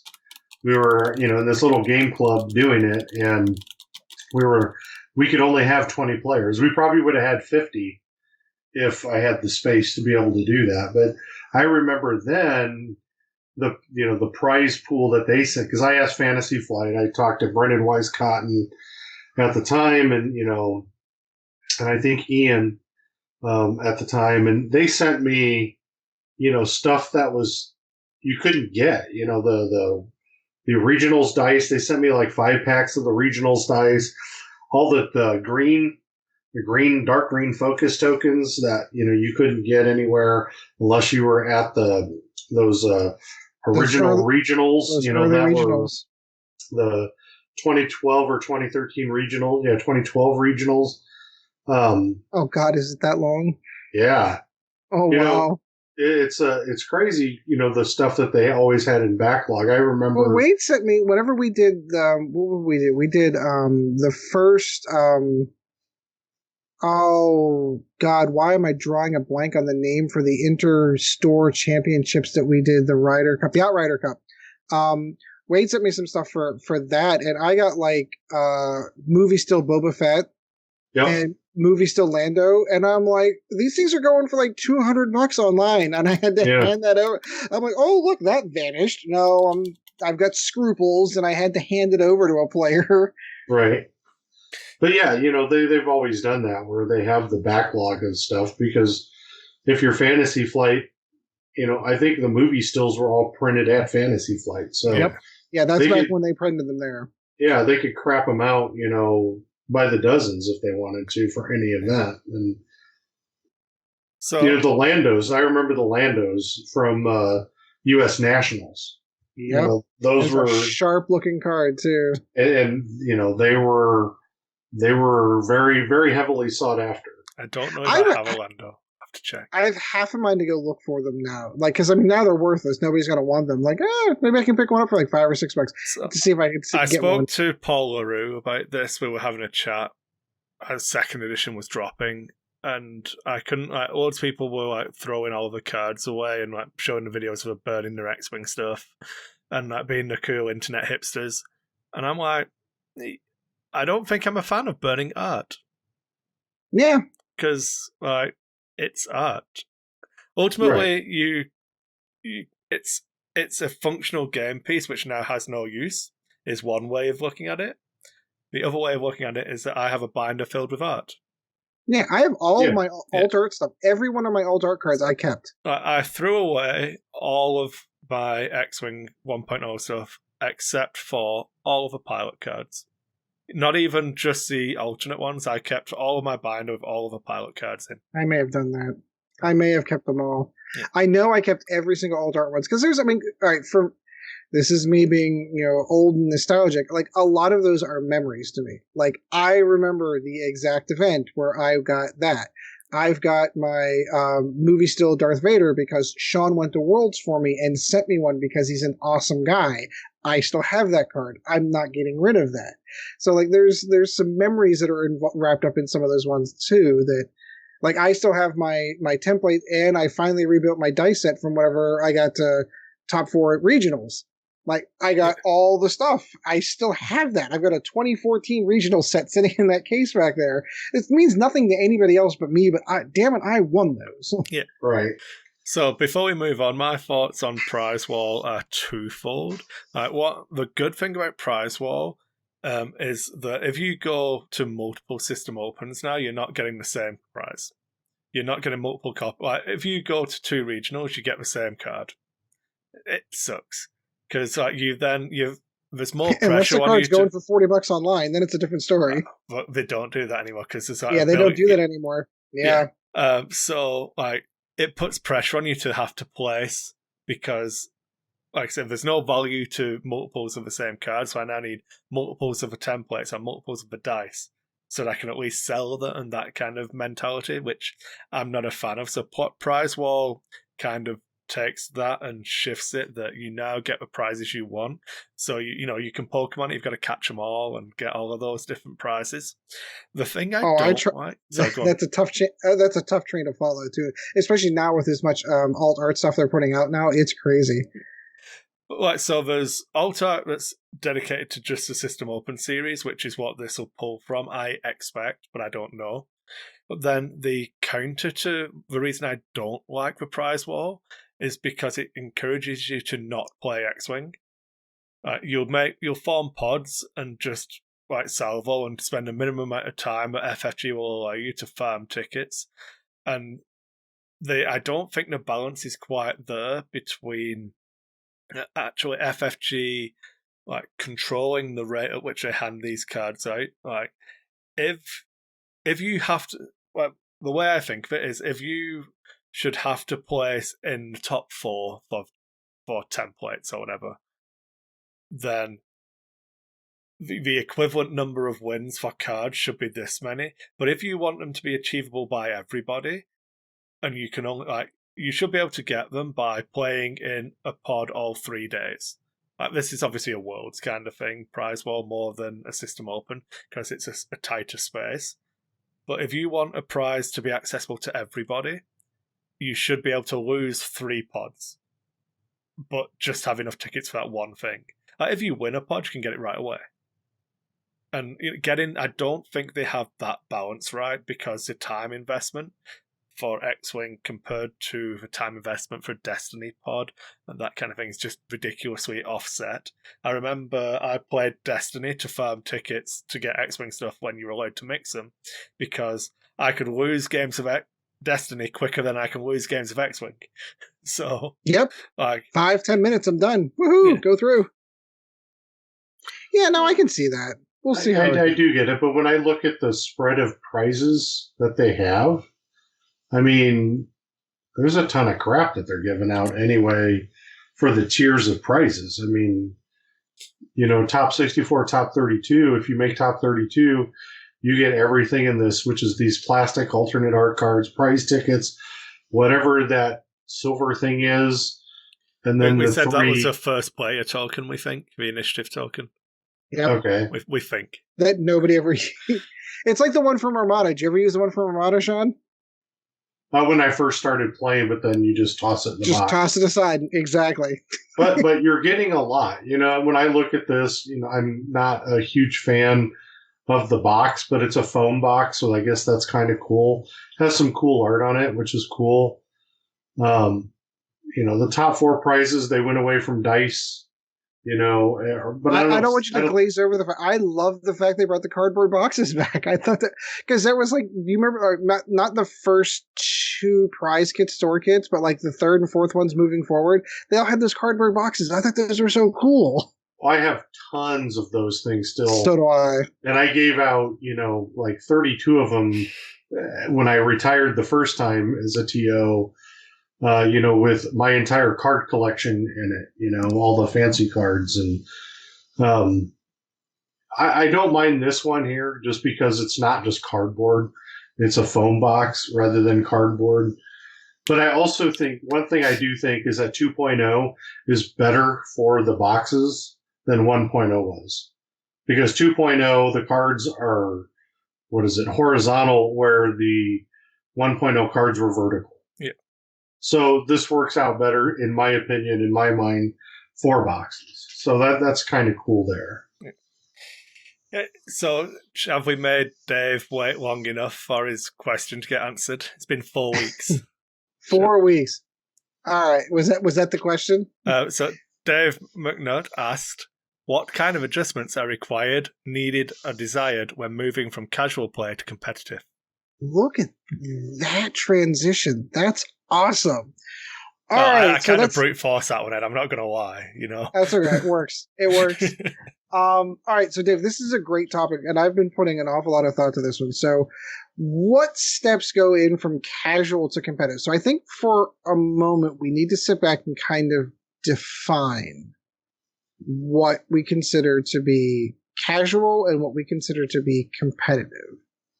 So, the first thing that came to mind for me when having an idea for casual, the real bare bones basic, is that winning the game isn't important to you as much as having fun doing it.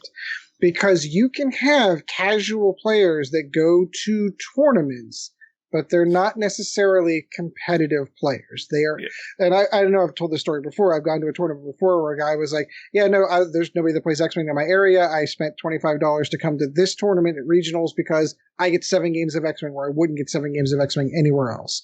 So that guy, in my opinion, he's not a competitive player. He's there to have fun and play X-Wing. So that's kind of like my baseline definition for casual. I'm open to discussion on where we consider. No, I think so. Well, real quick, just kind of in a joking sense, not totally, but the guy that carries his ships in the core set box is more of that casual player, Yeah. He's going off of stock cardboard from the box set because he doesn't have any of the acrylics and doesn't care to. Yeah. He's using the cardboard dials and he's not using the plastic one. Yeah, I'm there. I mean, there's a whole lot of stereotyping in there, but yeah, well, that's just it wasn't a whole 100% serious. No, and I think the casual versus competitive mindset is a good place to start. And I do think you nailed it pretty much at the start. It's like, is winning the reason you are playing this game? And that doesn't mean it's a tournament. You can have a competitive, like, me and Ed can have a competitive game on Vassal for nothing at stake. I mean, I can play our defender's stupidly broken if you let me play 3 of them game on Vassal. The goal of the game and what you're trying to get out of it is what's important for me. And actually acknowledging that is one of the first things that I think, like one of those first adjustments you need to make, is that I am going to play a competitive game. Just having that acknowledgement is the first step and to that transition, and accepting that it doesn't matter if you win, lose, draw, have loads of fun during the game, hate every second of it. You have to embrace that this was a competitive game, and then it's how you deal with that afterwards that affects how you grow as a competitive player. Yeah, I would agree. My thought process on that would be like, I slide fun aside. Not that you're not going to have fun, and not that it's not possible to have fun at competitive games, but it is not the primary goal. You are working towards refining your list. Winning is what is important because, by definition, your thought process is, I want to win X tournament. I want to win my local tournament and I want to get the prizes. I want to go to a Systems Open and make it into the top 8. I want to go to Worlds and make it to day 2. Look, I'm glad you added that in. Can I throw one thing in that's kind of a centerpiece here is, I think when you're talking about mentality towards game, the wanting to win, okay? The next step in that, though, isn't just thinking I want to win. It's practice. It's getting repetition. And that's like, to me, you start to commit to this game when you start playing games. And what I mean by that is you're playing against medalists or you're playing medalists. And, whether it's your own meta, whether it's your local meta, but you're getting reps. I remember, years ago at League where our top level players would only play against meta lists, the lists that were out there that they're trying to take their list against so that they can beat it against the top players. Well, I think we need to step back here and kind of define that too. So exactly. Just let me roll it back so I can finish my point then. So I was going to say, like, defining what you said about, I want to go and win this tournament. I think you can play a competitive game where winning that game isn't necessarily the goal of that competitive game. Like, playing a competitive game was right. I need to figure out. So when we played my Supernatural Kylo against your Wedge with torpedoes, the competitive element of that game was Wedge cannot fire torpedoes at me. And like winning or losing the game was irrelevant. If you got to fire Wedge's torpedoes at Kylo, you win. That training session type thing. If I managed to avoid every one of Wedge's opportunities to get the torpedo shot on me, you win. Yeah, you've done your job. Yeah, and it so like, winning and losing the game, and like when you brought it down from like winning the tournament to I want to place here, and actually acknowledging setting realistic goals for both yourself, and your list, because I think you can take a casual list and play it competitively. When I went to Worlds with my $101 squad, my goal for that list was not to win Worlds. My goal was to go 3-2 at a minimum. I wanted to have a winning record. Had I done that, I would have felt that I competitively achieved my goals and showed that you can go and perform well, above average, at the high prestige tournament with a list that you spent $101 on. Yeah. But is that truly competitive? That's you competing against yourself. But I think, and that's something we should talk about and frame that. I think that's okay. And when we say that you have to accept that, fun might not be like even playing that list at Worlds where I set myself an achievable goal and I failed to achieve it and I didn't have fun because I felt like I made a couple of mistakes here and I felt like variance screwed me, but I'm not going to whinge too much about dice. Like Fenroy losing his stealth device at range 3 to a shot, like the first shot. But it was the first shot of the game, and he only had one hit showing, and I just rolled all blanks. Yep. Stealth device down, and it's like, well, you should have taken auto thrusters. Like, I couldn't take auto thrusters because that would have pushed my price point above to get that card from a Star Viper, and so I didn't have fun that game, but that was okay. And the fact that I didn't achieve my goal was okay. I still feel that list could have done well, and I'm convinced that it was me who let the list down, not the other way around. And then pairings and that kind of stuff. But I felt like I was playing competitive X-Wing, but I didn't feel like I had any chance to win Worlds. Yeah, no, I agree with it. But I've never believed the Worlds field is a competitive X-Wing field. And my reason for that is there's a lot of it used to be, and I'm not saying now, there used to be a lot of the casual Minnesota players there that would play in people Worlds. who just go to Worlds because it's Worlds. Because it's Worlds. I got a ticket, I'm going to Worlds. Right. And some scrub who turned up with a squad he only spent $101 on. I think it can be. And I really think it can be because you have a tournament that's bigger than the Worlds tournament you're getting qualifiers in on.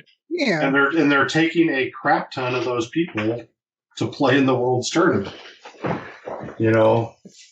There's a part of me that feels like that's padding numbers for stat, like to get to the number that they're looking for, though. But all right, so I feel like to deliver a proper answer to this question, we kind of systematically need to get into individual steps, because I think that's kind of what he was asking. So what steps do I take? And I think step number 1, numero uno, is take the game seriously. And there's a lot of subcategories to taking the game seriously. And one of the first steps is learn the damn rules. I know that this seems simple. It's a really short book, but there are a lot of interactions. There's a lot of things that are, clarified in the FAQ. There are a lot of things that are clarified in clarifications just in not only the rule book, but individual card rulings. You need to know all the cards. Maybe not every single card. Like Sean likes to say, a lot of the back of the book cards that nobody ever plays, okay, you can probably skip over those. But when you start looking at some of those lists, you need to know what every one of those cards does so that when you come to the table, Not only do you know everything on your side of the table and what it does, you know everything on the other side of the table too. What the pilot does, you can look at the upgrades and go, this is what he's doing here. This is what he's doing there. I see what this list does before I've even placed a ship or an asteroid on the board. I think that is an important distinction for being good and winning events.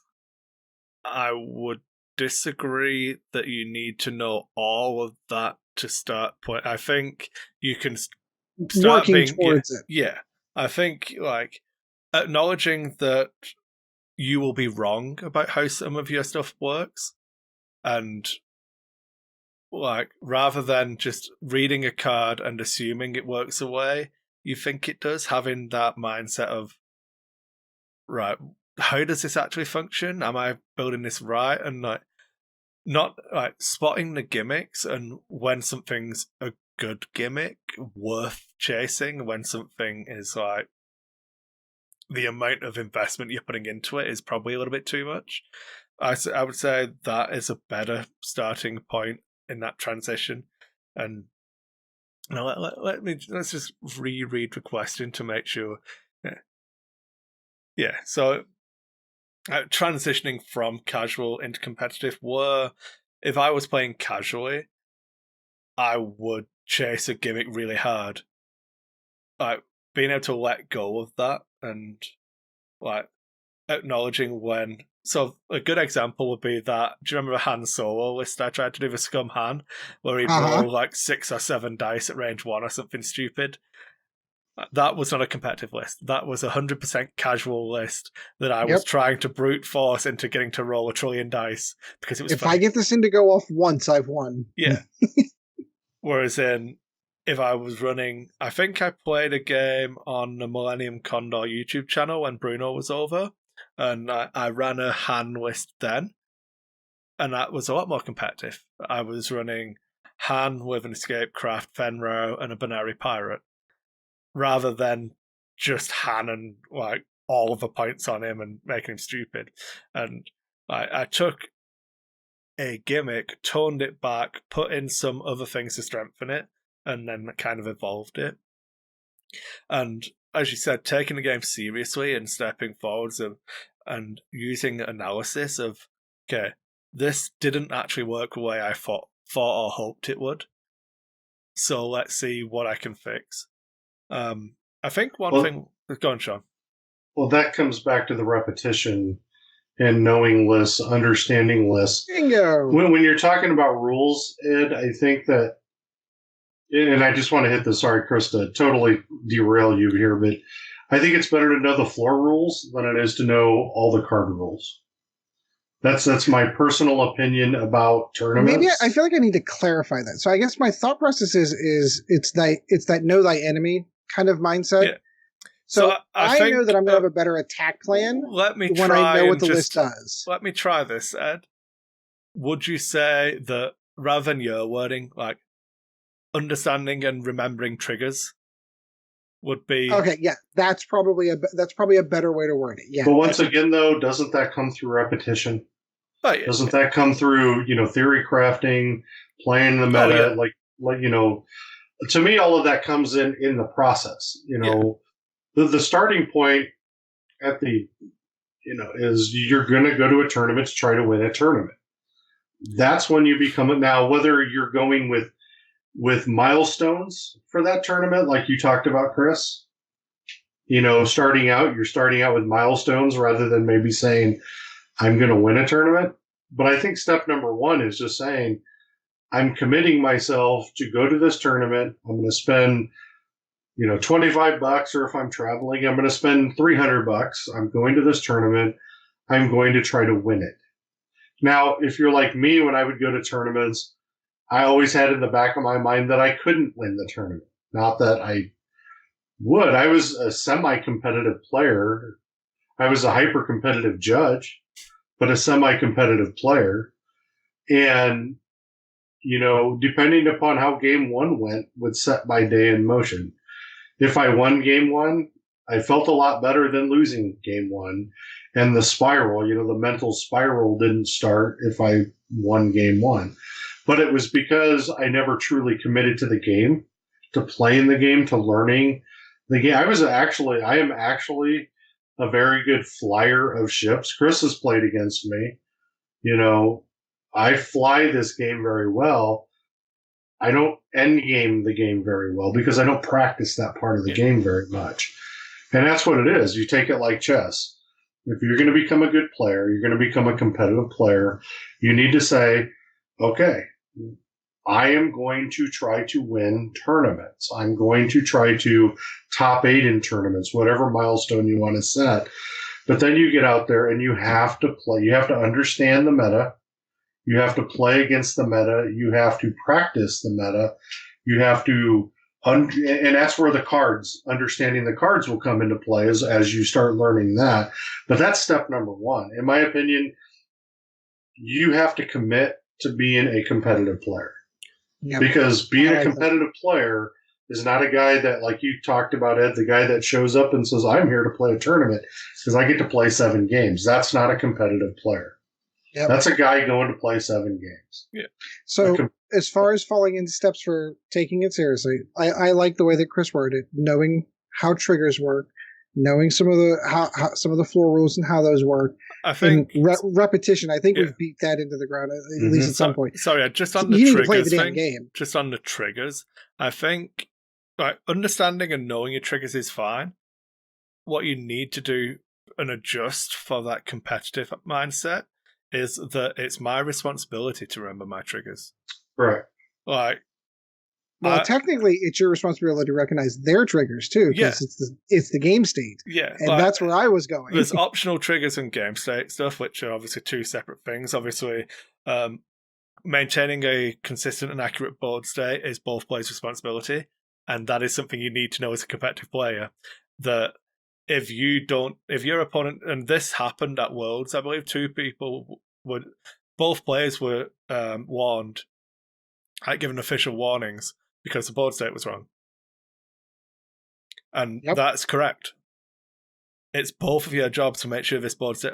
And I think in my the table judging document, the community thing I posted in the rules question group that I run, I've got examples of how to fix if you miss a ship engaging, and every one of them involves both players getting a warning. Yeah, because it's not a correct game state. This initiative 6 ship didn't shoot. Well, you've both got a warning. Now, what was the problem? Uh-huh. But at the end of the day, that comes down to repetition. You know, when you play casually at the table, you miss those things because you're not. Yeah. You know, well, I don't necessarily think repetition's the correct terminology, because I think quality of repetition, and what I wanted to get onto next maybe was what you actually how you analyze that game. And I know me and Ed did this a lot when we were actually doing the Vassal games, that we'll pause, especially when you and Chad were watching as well. We'd pause and talk about the board state. And I do this all the time when I'm playing with the newer players. I'll see how the game's going. I'm like, well, I'm going to add 20 minutes onto a timer, and we're going to stop, and we're going to talk about what you're doing now, what your plan is. And I'll break it down with people when they're trying to improve. It's like, okay, look at this ship. This is the one you wanted to focus on. This is the guy you've damaged. So where can he go? Look at his movement paths, the potential space he can occupy, and try and analyze the game from a different angle that you wouldn't normally. You know, I'll spin my dial, put it down, and go. Spin my dial, put it down, and go. Roll my dice. Oh, I didn't get 4 hits. He rolled 2 of it. Oh, well, I lost. Okay, well, I'll get him next time. You can do that repetition 50 times. It's not going to help you one iota compared to one game actually analysing, well, I rolled a 4 dice shot, but it was after I boosted and barrel rolled to get there, so I had no mods. He was actually behind a gas cloud and had a focus token. So, yeah, I did no damage. That's not really surprising to me. And as much as I remember complaining about, this was a really good one where Bob got to nail me to a cross and could have done it a lot harder. But I remember the game I played against, was it Siggy at Worlds, where he was running, I shot Corrin for like 5 turns in a row, and couldn't get more than 1 damage through, and he just kept doing the green move and R2 regenning it. And then the one turn where I finally had to K-turn with Vader, he shot me once and killed me. And it's like, yes, it's unlikely that Vader should die to that shot, but only doing 1 damage isn't actually outside the bell curve. I was just focused on, I'm rolling 3 and 4 dice attacks, and I'm only ever doing 1 damage. And that's fine. That's within the expected results. That's me placing too much focus on those dice rolls and not the rest of the game and how I approached it and different things I could have done. And I used Carnadrax where I got him into a position to stop the spending of a focus token, where I then didn't have a shot so that Vader could have a better shot. But maybe I would have been better letting him have the focus token and taking 2 shots. Because mathematically, if they both do 1 damage, that's 2 damage. And you know what I mean? So there's definitely things I did wrong. But at the time, I didn't analyse it that way. And Bob was like, well, yeah, you're only going to do 1 damage on that shot. Like, it might be an average what of... What did you expect? Yeah, well, it might be an average of like 1.275, but that still rounds down to 1. You know, it's not outside that bell curve. Even if it's 1.8, it could be... Like, you could expect 2 damage. Only doing 1 isn't even that far outside. You know, you're rolling D8s. You're not rolling, like, D20s with a massive, like, window to hit. Yeah, that big of a variance. The variance is high. A question I'm going to throw, well, not a question, but a point I'm going to throw in there. I think we're actually going way too far outside what the question is, though. Because we're getting into depth. Minutia. Yeah. Yeah, we're getting into depth here. You know, we're talking about dice rolls. We're talking about... As in, what I mean by dice rolls, though, Sean, is basically when you look at a game that you won or lost, don't look at the dice rolls. Look at the positioning, the openings, and how you analyse games is important to being competitive. One of the bad things that they did in the floor rules, though, is you can't take notes anymore. Oh, yeah, that's in a tournament game. Yeah. Like, when you're practicing, though. Well, but I'm saying in any game, you know, the guys that were really good players are the ones, you know, who you would sit there and see writing down, oh, I made this mistake. Oh, this happened. So, you know, that their after action report, which is what we're talking about here, is full. You know, my problem is when I play a game, I have a tendency, you know, I get scotomas where I block things out because I focus so heavily on specific pieces of it, you know. Yeah. And it's really hard to reanalyze games if that's what happens to you. You know, if you're very open-minded and you can see everything that's going on, it's good, you know. But when we're talking about competitive play, we're talking about getting into competitive play, that's the rabbit hole you're going down. You know, what we just talked about becomes a deep rabbit hole that you have to commit to. Yeah. You know, the best players in the world at X-Wing are players who do that. These are the things that they do. They analyze turn 0. They analyze turn 1. They analyze turn 2. They analyze the list they're against. They analyze the cards. They analyze everything. Because at the end of the day, you have to put all that together to, like Kris said, understand that positioning, that what are you going to get? If you attack ship A or attack ship B, what are you getting out of that? Is ship A going to get you the 1.2? Is ship B going to get you the 2.3 on average, you know, dice damage? Those are the things that you have, you know, that's also comes down to what's my motto when I play X-Wing? The fewest bullshit things that I have to do are the lists that I'm going to take. If I, you know, when I went to Denver, well, do you remember the list I took? Is that with 2 decimators? No, it was 4 B-Wings. 4 B. 4 B-Wings that had accuracy corrector on it. Yeah. Because what that did for me is that if I rolled dice and they were crappy, and I no longer had to worry about target locking or focus, I could be in a bad situation as far as tokens go, but I could roll dice and know that no matter what, I was getting 2 hits potentially on a ship. Yeah. And in that, I remember that list. You know, and the other list was the 2 decimator list, and I don't remember exactly what I had on them, but I ran Oiken and Shirno or whatever it was. Yep. to where I would use Oiken to bump to do automatic damage, and I would use Shirno because of whatever I can't remember exactly what his ability was. You just target lock every turn because he's got a soft focus anyway, and it makes your action choice really easy in first edition. Right. So if you're starting out, that might be a way to go. For me, that was the way that I played the game because I didn't have the time because I was running stuff to be able to sit down and pick apart lists and things like that. So what I did is I made it easier on myself, and the Decimator list didn't do as well. It just kicked the crap out of Aaron Kroll, which was the funniest game ever. He's retired from podcasting now. Which he did retire from podcasting. But I remember Aaron asking me, well, you always say you have bad dice. Well, I really wasn't beating him on dice. I was beating him because I could I boxed his ships in and just blew him up. It was pretty easy to do.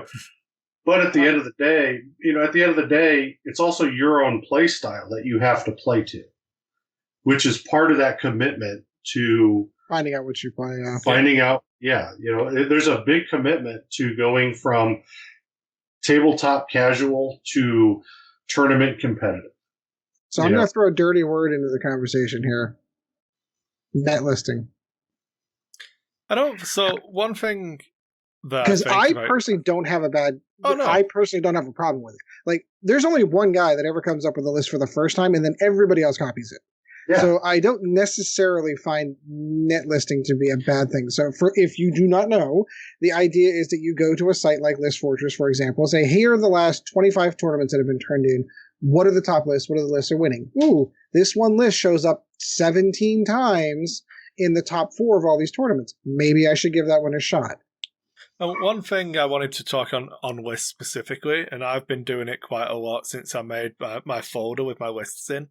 What I do now is I've actually started taking notes. So on your printer or on the back of a page, no one's printing double-sided because we hate trees. I'll write 1 or 2 lines after a game. So what did I play against? What was the pivotal moments of a game? And then I'll look at it, and then after 3 or 4 games, I'll look back at the list and say, okay, well, this keeps struggling against this type of thing. What little thing can I change? Or this upgrade wasn't getting used. So we spoke about last show, Edward, it was just me and you. I played that Darth Maul list again. So my notes from that one were, I'm not the Dark Eye probes. I just aren't doing anything. That's 5 points. Intimidation on Shuratech wasn't coming into play enough, but I wasn't tractoring them and staying there to reduce them agility by 2. So that was too gimmicky and I wasn't using it. So I dropped both of them and I've put Snapshot on Shuratech now. So that gives him an extra front arc attack, more potentially a wider range of things he can shoot at. And I get a 1-point bid, which is irrelevant, but that kind of take the net list or take the starting point of your list and play it and understand what it's doing and why you're doing things with it, and play a variety of matchups. Don't play 8 TIE fighters against 4 X-Wings as your only ever matchups, because when you play against the 7 TIE fighters and Howlrunner, you'll lose. So I think net decking, though, when you're talking about this, net listing, net decking, the lists win for a reason, or the lists are successful for a reason. But at the same time, if it doesn't fit your play style, the list may not be as successful for you.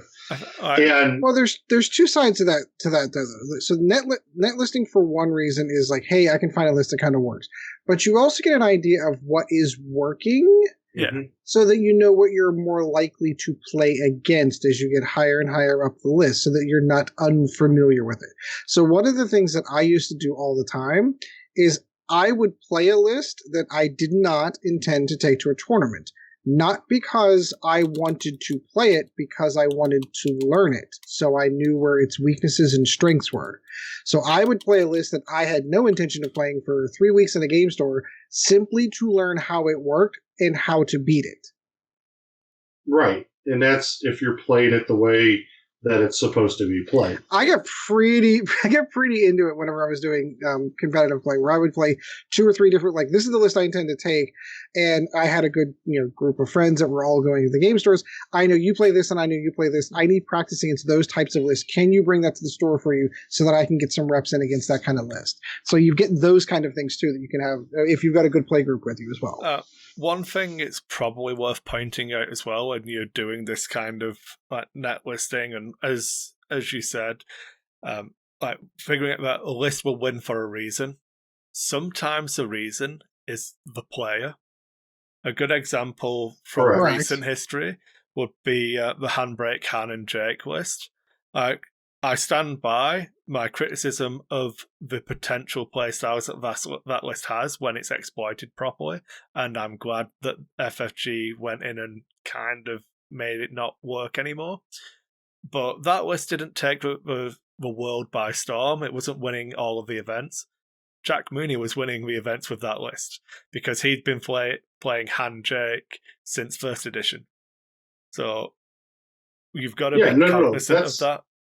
But when you're looking at lists, so your original statement about lists, we're going to list builders, whatever, and looking at tournaments and seeing what was winning a lot or placing in a lot of tournaments. That's kind of different from what you just talked about. That's an odd, and I just want to make sure everybody understands the difference between the two. Net decking a list is taking a list that's successful and trying to utilize it to win. Net decking a list that you may be a one-off list because a player knows how to play it really well, that's a whole different story. Yeah, and there's nothing wrong with taking that list and putting in the reps and trying to replicate it. But again, you've got to understand like the commitments and a different thing. And we've spoken about this multiple times in the past of like, this is a list that will get you in the cut at a regional. You'll not win because once you've made the cut, everyone knows how to beat you. But you'll play enough players that don't know how to beat it that you'll get there. So if that's your goal for being competitive, play list A. If you want to win the event, you need to take list B, which beats list A, has a harder time against the field, but you just have to be better than the field because you've put the reps in. Yeah, that starts getting into some of the more advanced stuff. I agree. All right, so once you get to those levels, now you're into the rock, paper, scissors kind of lizard Spock. Which one's going to beat which kind of thing? Yeah. But I think that was more prevalent in 1.0 than it has been in 2.0. Yeah, agreed. If nothing else, 2.0 has definitely brought that into at least a curbing that. So I've got one little shameless other plug. When I say taking the game seriously, there is a second caveat to that. When I was in the height of my competitive play, I also happened to be one of the fantastic hosts of this amazing thing called an X-Wing podcast, which turned into a great resource for me to keep up to date, because the meta is an ever-changing, ebbing, flowing ocean of this is the cool thing now, this is the good thing, oh wait, that one got dropped down, now this one kind of raises, and it's not just a simple matter of looking at a website, yep, this list works, it's always going to stay that way, it's like static. So I will toss in plugs not only for our show, you're already listening to it, but other more competitively minded shows, tossing those into your ears where you're sitting at work or you're on the treadmill or whatever it is you're doing, just to keep up and hear what's going on and what everything's going. There is a lot to keep up with. It's a lot of work. It's supposed to be a hobby. It's supposed to be fun. But if you really want to get serious into it, you really need to put some time into it. And that kind of goes back into that point of taking the game seriously. There's a lot of homework. And watch the videos. Yeah, there's a lot of gaming outside off of the table that isn't in your game store putting ships on board. It is studying, it is research. Like you said, watching games on YouTube, watching games on Twitch, watching this world event or that. Like, go to the Gold Squadron podcast and watch all of their tournament stuff and watch. Well, you have a system open this weekend. Right, exactly. This will come out after that's over, but when the next one happens, there are live events that are going on. Mm-hmm. So you're seeing people making decisions live, which actually is a good, or repetitive way of seeing it, especially if you see a list a couple times during the day. Then well, that list might have some merit. There could be something in there that is making players pick that list. Why is that list coming to the table. The list that intrigued me the most, which was the simplest list, was the guy who took second place at Worlds, going with the four whatchamacallit. I'm blanking on it right now. The 4-star Viper list? Yeah, thank you. That was top 4, not second. But was it top 4? Okay. Yeah. Top 4, that list intrigued me because to me, that's not a list that should make top 4. But it did. But it did. And it made it because for me, that's a good type of list to play. Other than the dial, that's a good type of list to play because it puts it back into my simplicity. It does segue pretty well into how I want to close out this thing, which is one really, really obvious thing, but understanding win conditions. And that casual play, a lot of people play to total destruction. Right. Mm-hmm. And that is a different game of X-Wing to tournament play, timed 75-minute rounds. Yes. And you need to know how many points your ships are, what the half points of all of your ships are, what your bid is, and you need to know your opponent's points and what their half point breakdown is. And you need to compare that information and the time on the clock. Yeah. Right. And I'm not advocating for slow play. I'm advocating for understanding the game state at all times in the game. Because if you're up with Vader, if you're up with AN ship, and it does not matter, and you have a choice between turning in and trying to kill your opponent, or turning out, and there's 70 seconds left in the round, you turn out, you do not shoot, you win the game. And it's horrible, but fun be damned. And that kind of goes into some of competitive. You're playing a competitive game. The goal in a competitive game should be, I'm not saying it's going to be, but should be to win the game. And you're going to win the game not at all costs because you don't want to cheat, but you're going to do what Kris said. Turn out because there's 70 seconds left. You're going to win the game. It may not be the macho thing to do or whatever, but you're not there to be macho. You're there to win a game. Yeah. Dirtiest thing I ever did in a tournament was do the same thing exactly what Kris is talking about. Was I knew that if I turned in, I could take a shot and maybe blow the whole thing up, or 5 forward and boost, and I know I'm not getting shot and there's 90 seconds left in the game. Yeah, I felt dirty doing it, but you have to do it sometimes. And that's one thing I wanted to just close on. When we say that fun stops being the primary goal, we're talking about your fun, not your opponent's. Yes. Like, Ed felt don't bad. Be a dick. Ed felt bad doing that 5 straight boost. There's a reason why I always turn in and take the shots, because I'm bad. I enjoy having fun. Then I die and realize that I didn't have fun because I died. I did win the game, and I moved on to the top cut for that store championship and ended up winning it. I hated doing it, but... No, but and I got to room with Kris, 2015 was it? Where you went in there with an idea and it didn't work.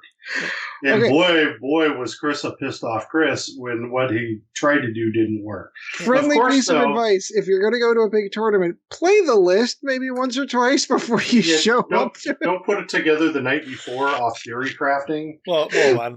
Having never really played it togetder. Well, that's how I just wanted to prove how good I was. I don't need practice. I just need to turn up, play, and win. How'd that work out?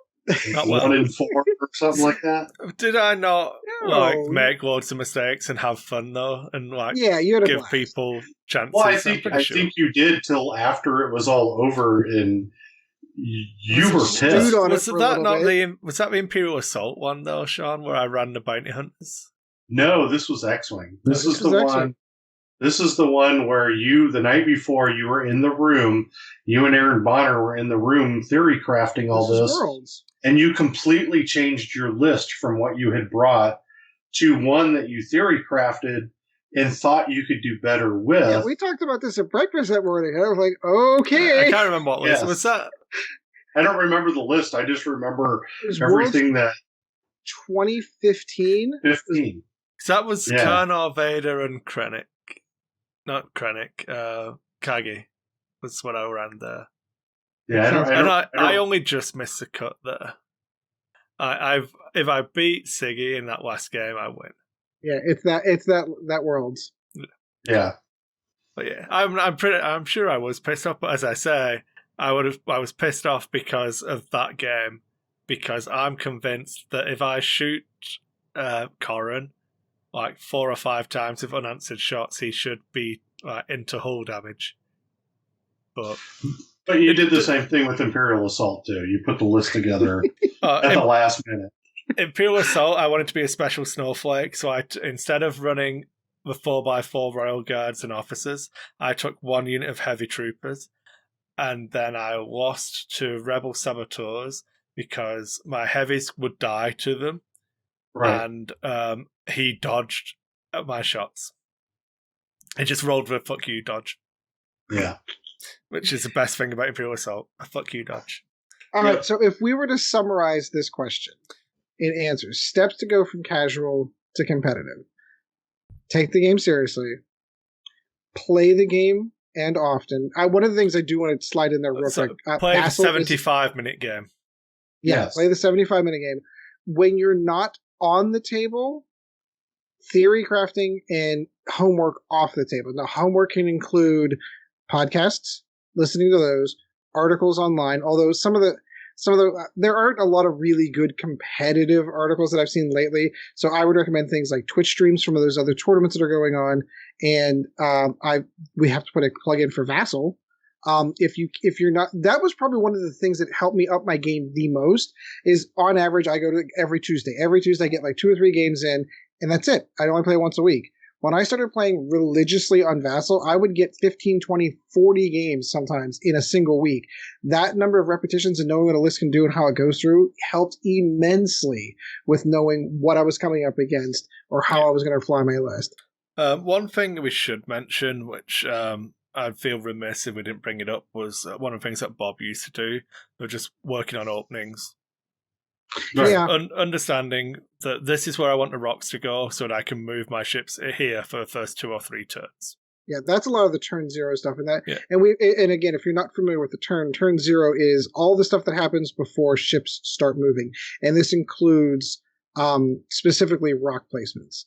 And a really good player, just like, and again, I'm going to make an NFL reference on this. And the old adage in the NFL is the average NFL game starts off, those first 10 plays, the teams have been working on those all week. Those are scripted. We know which the first 10 plays we're going to play because we know those first things. The same thing with X-Wing. If I place my rocks here, here, and here, and because while it seems random, you get like 3 to 4 general patterns on where rocks goes. You have, and we all know them, like you've got the railroad across and down the middle, and then a couple of rocks here and there. But know your openings. If you know that this is my attack plan and this is how my ships will fly through, you can repeat that over and over and over again. And it's not foreign to you. You know your first 7 moves. You can just program them into your head and just go. That also comes to selection of rocks. Yes, if you're exactly. If you're playing a small ship list, the meta is a large ship meta. You want big rocks. If you're playing large ships, you want small rocks. So on and so forth. Or if you can fly your ass off, you go with the big rocks and then you bring them in. The best way I've heard this spoken about was Paul Heaver was on Fly Better. I think it was Fly Better, and they were talking about rock placement and turn 0, because obviously Paul did the famous turn 0 article. And Paul's just general piece of advice is, if you can't tell me, I'm paraphrasing now because this is what I've evolved it in when I'm talking to people, is if you cannot tell me the specific reason why you've chosen those rocks, take 3 small rocks. Every time, take 3 small rocks. So as part of my ready-to-play box of my 7 lists, what I have now is I have 4 different baggies. One baggie has 3 gas clouds. One baggie has 3 debris. One baggie has the 3 largest rocks, and one baggie has the 3 smallest rocks. And the first time I play a list, it's the 3 small rocks. See how it goes. How does that feel? What did it let me do with the field and that kind of stuff? And I'm going too deep here. This is probably its own topic on its own show. But, turn 0? Oh, I think we just found next week's episode. But that's what I've been doing to try and help me, is that I have these I don't just grab 3 obstacles for this event off of this list, off of this game. I have a baggie. The contents of this bag stay the same. and I play it, and I play with those with different lists and see how it feels. And then I understand how those function and what they let me do to the field. So I'm going to let a little secret out that I've always had. I carry 2 specific rocks for 2 specific reasons. I always play very similar lists. I'm always an Imperial Ace-like list normally. So I usually carry a minimum of one of the smallest rocks and the largest rock. And the reason for it is because I know that I can put that small rock in the corner and I can put the large rock in the middle. Or my opponent will tend to do it on their own just by natural, oh, you're going to put a rock over there, here, I'm going to make this harder for you. But I know which turns to make. And I can dive in either coming from the left or coming from the right that I can get those block shots every single time on my first opening moves. I always carry, in every list that I run that's even remotely aces, I know those are the minimum, the 2 rocks that I'm going to take with me. So, are we done? Is that shall we? I feel like there's. Shall we let Dave? So there you go, Dave McNutt. You digest some of that. You had to wait 4 weeks for your answer, but we gave you a full main topic on it. If you have any follow-ups, just leave a comment on Facebook on one of the episodes. I will find it, get back in touch, and we'll keep this back and forth going. But I agree, because I feel like that was like intro to competitive playing. Like, okay, so I want to go to a tournament. Like, we've covered all of that. Once you're actually there and you've gone to a few tournaments, maybe you've done some. I feel like there's a tier 2, and then there's the tier 3s to get into of how to refine your game. How to there's so much more to get into. It's an adventure. Expect homework. Yeah. It is a labor of love. But we say it a lot, but full-on hardcore competitive play advice that that I would commit to and put my name behind. You're not going to get that here anymore. We'll give you the best advice we can, but we don't label ourselves as high-level competitive players. We don't pretend to be that. I'm not going to lie to you and tell you that I plan on hitting every system open, trying to win one of those. I'm actually going to try and go to one because those prizes look really awesome. But we'll see. I don't think any of the advice that we gave. I don't want to take away from any of that. But if you're looking for high level and if you're looking for this kind of content week in, week out, you probably patrons give us money, but don't listen to us. Yeah, that's not. Yeah, you can still pay us a Patreon money. That's fine. Just don't listen. I feel like we did a good enough job in the generalizations. Like, if you really want to get into the specifics of the high level tournament meta right now, I'm not the guy to answer that question. I'm not, because I've made the transition to the other direction. I went from the hyper competitive, doing all the homework, which I loved. I lived for it.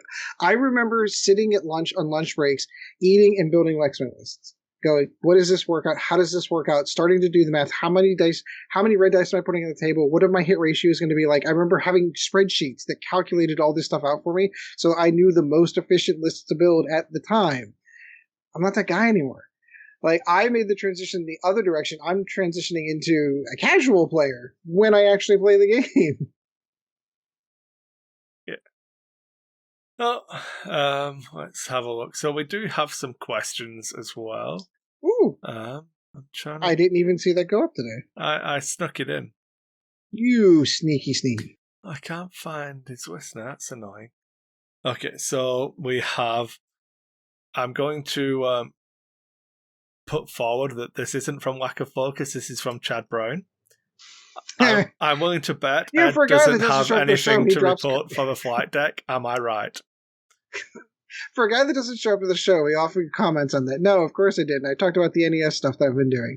I am about a third of the way through Final Fantasy 1, just for the record. Okay, what has it got? I really hate Facebook. Like, there's a comment that's gone away and I cannot find it. How do I get to show me that? I've got all comments. Okay. Maybe the user deleted it? Maybe. Maybe Facebook. Maybe he posted a political ad and Facebook stopped him from putting it there. So if you go all comments, this didn't show up, Peter. So that's why I wasted like 5 minutes of your life trying to get there. I had to go most relevant, then it hides it, but lets you show it if you click on it. It just wasn't even there for me to click on.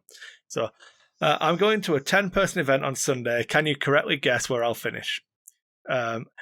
So it does give us a follow-up. And here is a list so you can rip it to pieces. So I haven't actually looked at this before. Again, we're not the crowd to do that. I'll probably say, I love the idea. It sounds great. And then he's going to come in dead last. Yeah, but I'm going to throw this out there. I don't know what your skill level is. I don't know. Yeah, there's there's a hard... So I'll say you're going to finish third. I was going mid-table obscurity. I think. So he's running Mace Windu with calibrated laser targeting, Rick Olay with outmaneuver, Obi-Wan with sense and calibrated laser targeting, Plo Koon with calibrated laser targeting, and it's a 200-point list. Ooh, so that's a meaty list. I like that. So it's 3 Jedi and Rick. Doesn't have any regen, and he's running calibrated on them all, so he can't really trade. You've got sense in there on Obi-Wan, which is probably... It's a gamble. I would have been tempted to throw sense onto Mace so that he can maybe get that extra recharge on red moves and stuff like that. It's going to be too late by the time you listen to this because you will have already played the tournament.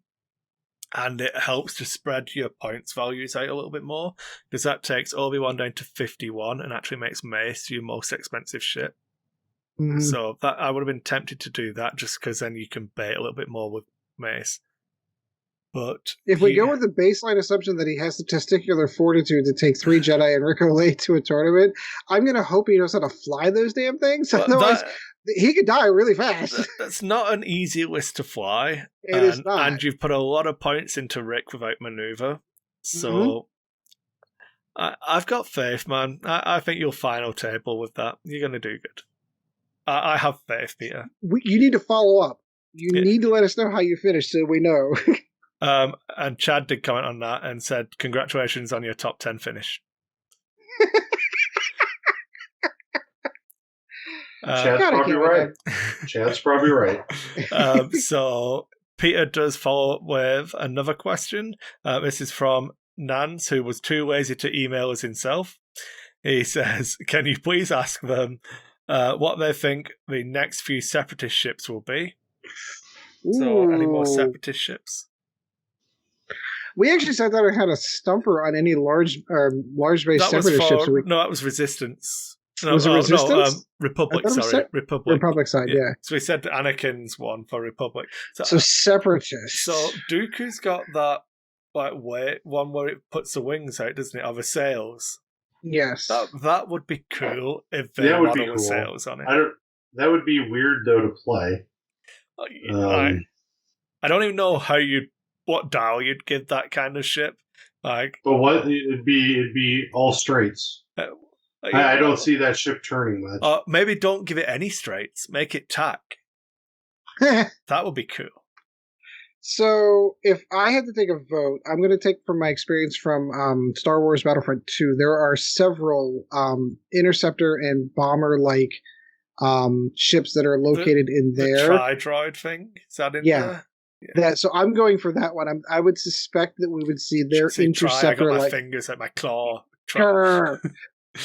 That would be one of the ones I'd suspect to see because it's canon already. It's already part of Disney's canon. It's not that much of a stretch to see FFG pull from a video game. They've already done it. So it would not surprise. They've already pulled from that video game, in fact. So it would not surprise me in the slightest to see that ship. And then it does follow up again with also what's the best way to fly Maul. So I suppose I should field this one since I was going to say Maul. I will defer to Kris on this one as you've actually flown him. So I've been enjoying him getting cheaper with me dropping the extra Dark Eye probes off him. So I've been running him with 2 other semi-aces, the 2 Initiative 4s. I think it's been really good. I definitely think is 100% worth putting hate on, even though it went up to 9 points on him. And that puts him at 76 points from there. Then I'm tempted. I've been running him with Palpatine, never flipping Palpatine over to Darth Sidious, and just using him to hand out stress because of the way that mechanic works. Is after you've defended, so you've already suffered the damage, which is recharged you from hate, so you always have force to give them stress from Palpatine. But I could be tempted to run Dooku, because you want to make sure he's at that even number of force. So that you just put Dooku or just put Palpatine on him, then you can double tap and still have 2 force for your mods. But Dooku being a cheeky extra defense for you and stuff like that, like you can guarantee you roll the evade, you can try and kind of force your opponent to spend tokens and stuff like that. So a good one for Dooku is when you shoot at someone, you say that they're going to roll a focus result on defense, because then if they roll all evades, one drops to a focus. If they roll all blanks, one goes up to a focus. So if he evades Maul's shot, you can then spend Maul's 2 and shoot him again, but he's now had to spend a focus. So I thought that could be fun and cunning. But my son and I just had a conversation about this tonight. Him and his roommate just started playing X-Wing, so lucky for his roommate, his roommate's dad is insane for this game. But my son actually brought up Maul and Darth Sidious. Yeah, that combination, he said, is really good. It's really good. I mean, you can, if you want to go really crazy, run Dooku and Palpatine and Hate for 100 right. more. Yeah, he even brought that up too. 5 force points on him. Yes. And being able to shoot, basically every turn then at that point at your opponent, get that second shot in. Hate and Sidious was, and then he even brought up putting Dooku on him too. Yeah. The only other thing that I think is still a consideration, it's 13 points for proton torpedoes, but when you've got 4 force and a target lock, that's pretty much a fully modded torpedo shot. So, if you change Palpatine into Dooku, you're at 99 points, and you effectively have an old guidance chip torpedo shot, because you just declare a crit for your proton shot. If you don't roll a crit, you can turn one of your blanks to a crit. You've got target lock, and you've got all of your force for Hate as well. So you get some good proton torpedoes. So it's definitely, from what me and Ed were talking about last week, a Tyson kind of list. He's going to take you out early, and then he's going to be gassed out and just go down. But, oh God, yeah. So you better kill what you're shooting at. One thing to remember with Maul is that he doesn't live. He will die. He's 10 hit points behind one agility. He's going down, and you want him to go down, but he goes down swinging. Okay, then we have a question from Sean Dorsey. Is this really happening? It did. Look, it really happened on a Thursday, the way it's supposed to. Did you actually read the question, how I termed it, when I posted it on Lack of Focus now? So the question, the post that I put up asking for questions was, now I can't confirm this, and you didn't hear it from me, but rumour has it that we are actually going to record on time tonight. So I'm sorry, my life's crazy. FYI, we started recording 45 minutes late. Yeah, but that's because we were bullshitting. Now, there's a difference. I was online at the time. We were just shooting the shit. And then my favourite question for this week is, how can zoos nerf otters from being the best zoo animal? Run that one past me one more time. How can the zoos nerf otters from being the best zoo animal? So when you go to penguin, the penguin is the best zoo animal. I was just going to say that. Open a penguin tank. That's how you do it. So you're going away from you have to accept the premise here that the otter is the best zoo animal, and I vehemently disagree. But I'll embrace that, and I'll say the way you nerf the otters is you don't give them anything to smash open on their bellies, and then they become a little bit pointless and boring. They're just wet rats, really, aren't they? Pretty much. Right. If you don't give him something, I will crush his skull on my belly. South Park references. That's a great question. Yep. All right, are we good? I think we're good. All right. We have housekeeping to do. Chris, I'll let you do your thing. Okay, so we were pretty quiet on emails this week. You can email us at lackoffocus lackoffocuspodcast@gmail.com. I always have to double check that I didn't just get that wrong. It is lackoffocuspodcast@gmail.com. I respond to emails. I check them at least twice a week. You can join the Dice 8 Discord, which for some reason I'm crazy and didn't turn off notifications if you're in the Dice 8 Discord. So you literally have me at your beck and call all of the time. It's fun. 3 a.m. in the morning. Great time to call. Right.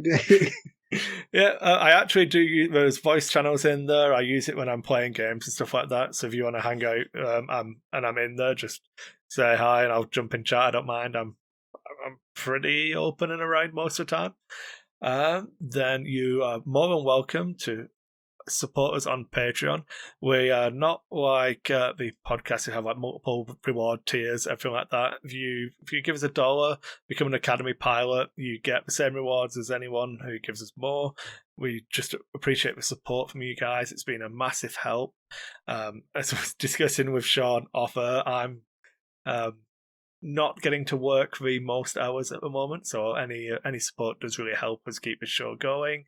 And that's sorry. See, this is why I'm bad at this, Ed. This is why we're bad. Don't take that to mean that if you don't support us, the show will go away. It won't. I will go further into debt, and we'll just keep doing it. It's fine, you know. Yay! One day I'll be dead, and then it won't matter. They can't have that money because I'm dead. It's fine, you know.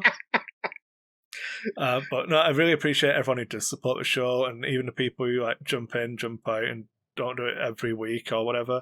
The one thing I will always point out whenever we talk about the Patreon is that we do charge per show. So please make sure if you only want to give $1, just set your monthly limit to $1. And as we said the other week, actually, we like that concept of, look, I don't want you to give us money that you can't afford. We don't want any of this like going into debt to support us. It's just ridiculous. But if you want to skip a Starbucks once a month so you can throw us a couple of dollars a month, we really appreciate it. And it honestly does help with keeping everything afloat with like editing software and podcast hosting and all of that stuff. And yeah, the YouTube revenue being what did I say it was? Like my big month in July, it's like $2 a month. Oh yeah, so it helps to add to that $2 a month I make from YouTube. Plus, you get to see our happy shiny faces. What else do we have? We have the Lack of Focus podcast on Facebook. That's where we ask our questions. We post our videos to there. Anything that we don't post for Patreon exclusive, so we'll always try and get shared onto Facebook. We did start a Facebook group as well. It's still relatively small, but we're a nice small community, and we enjoy it that way. It's a little bit more personal.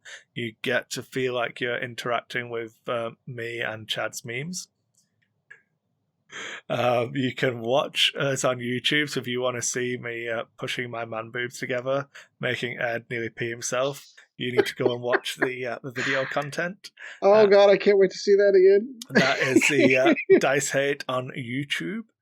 And yeah, my subs have been going down on that, and I hold my hands up.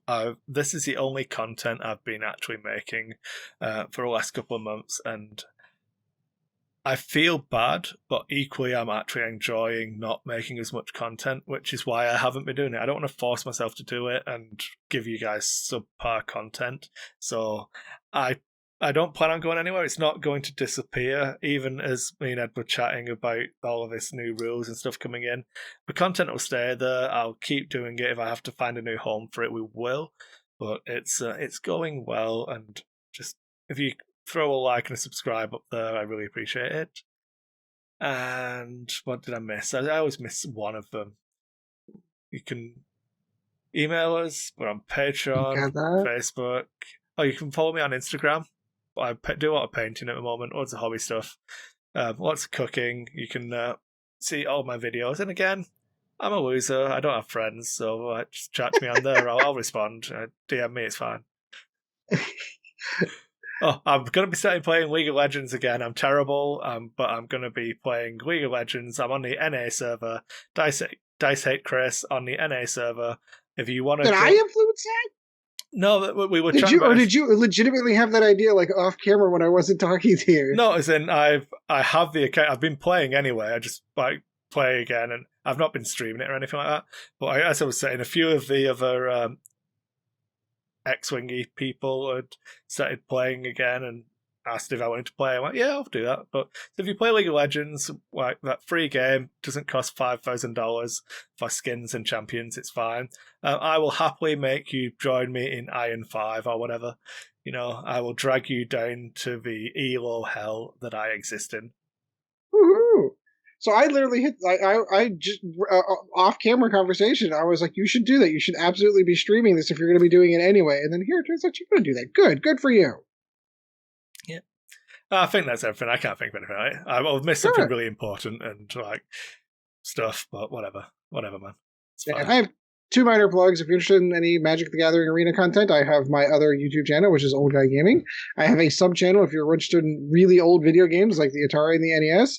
I've just started a channel called Old Guy Gaming Retro. You can find a link to that in the main channel. I'm actually enjoying the hell out of it. I wish I could. Watch some of your retro videos. I mean, I'm not watching your Magic content because I have, like, a soul. Yeah. Oh, I see how it is. That's what Sean's there for. Yeah, I'll watch your retro gaming stuff. Yeah, I'm going to start some NES long plays. I've decided for the NES, like the Atari ones are super easy. I can pick games up for $1 and just do a review, and it doesn't cost me anything. NES games are a little bit pricier, so instead of doing individual reviews for a 10-minute video, I'm going to do like long play versions and like 3 or 4 episodes of, hey, this is Final Fantasy, this is how you get through it, kind of thing. I think that's the direction I'm going to go there. So like, it's interesting that there's like sub-genres inside of the channel where like Atari videos get these kind of videos, but NES ones are going to get these, and oh boy, I can't wait to the NES. Ooh, SNES. Super NES, you crazy Americans. You know, like you guys suck because you got a crappy controllers that just had different purple buttons. In the UK, we had yellow, blue, red, green buttons. Really? Yeah, we had 4 different colours on our buttons because we were good. I did not know that. At the game. And it's different shape as well. Consoles more different shape. Anyway. One night of the show, it was different shape. And you guys got like the Master System too, like the original Sega Master System, which sucked ass here in North America. We got a big long one. I used to have one that I didn't even have Alex Kidd on my Master System. I had a shitty snail game where it goes around the maze. Yep. Because it actually had a game baked into it whenever you started. I remember this. Yeah. Oh, I can't wait. That's on my list too, the old Master System, but we'll get to that. Sean, you have nothing to plug, but it's always good talking to you, my friend. Unless you do have something to plug. I don't want to make that assumption. Oh, I have nothing to plug. I'm going to say, for all I know, you're streaming WoW Classic every day for 12 hours straight, for all I know. No. Yeah, everything's going pretty shitty as far as my back goes, but, just living life and trying to get through one day at a time. So it's nice to have these every couple weeks where we can get together and, shoot the shit and just, talk about X-Wing and other things. I have one interjection, sorry, Sean, before I forget. The plan is on either Saturday evening or Sunday, we are going to record a Mandalorian in Focus chat. So if you want us to ruin the Mandalorian for you, make sure you check out a Patreon for that. You don't need to be a Patreon to listen to it, but we only really host those kind of things on our Patreon page. Yeah, we have to do like a part 1 and a part 2 after everything's done because there's only 8 chapters for this particular season. So we'll have to see. I can't wait. Oh, I can get. I'm going to go to work tomorrow. I can start 4 hours of conversation. That one's probably going to be a longer in focus, just for the record. Kris, always good talking to you, my friend. Always good to be here, Ed. All right, so we will see you next time where we might be talking about Mandalorian stuff in the In Focus, and I think we kind of found a topic or 3 in our main topic for next week. Until next time, guys, as always, fly casual. Thank you once again for joining the Lack of Focus X-Wing podcast. Check out Dice Hate Productions for all of the latest episodes, and we'll be looking forward to seeing you again next episode.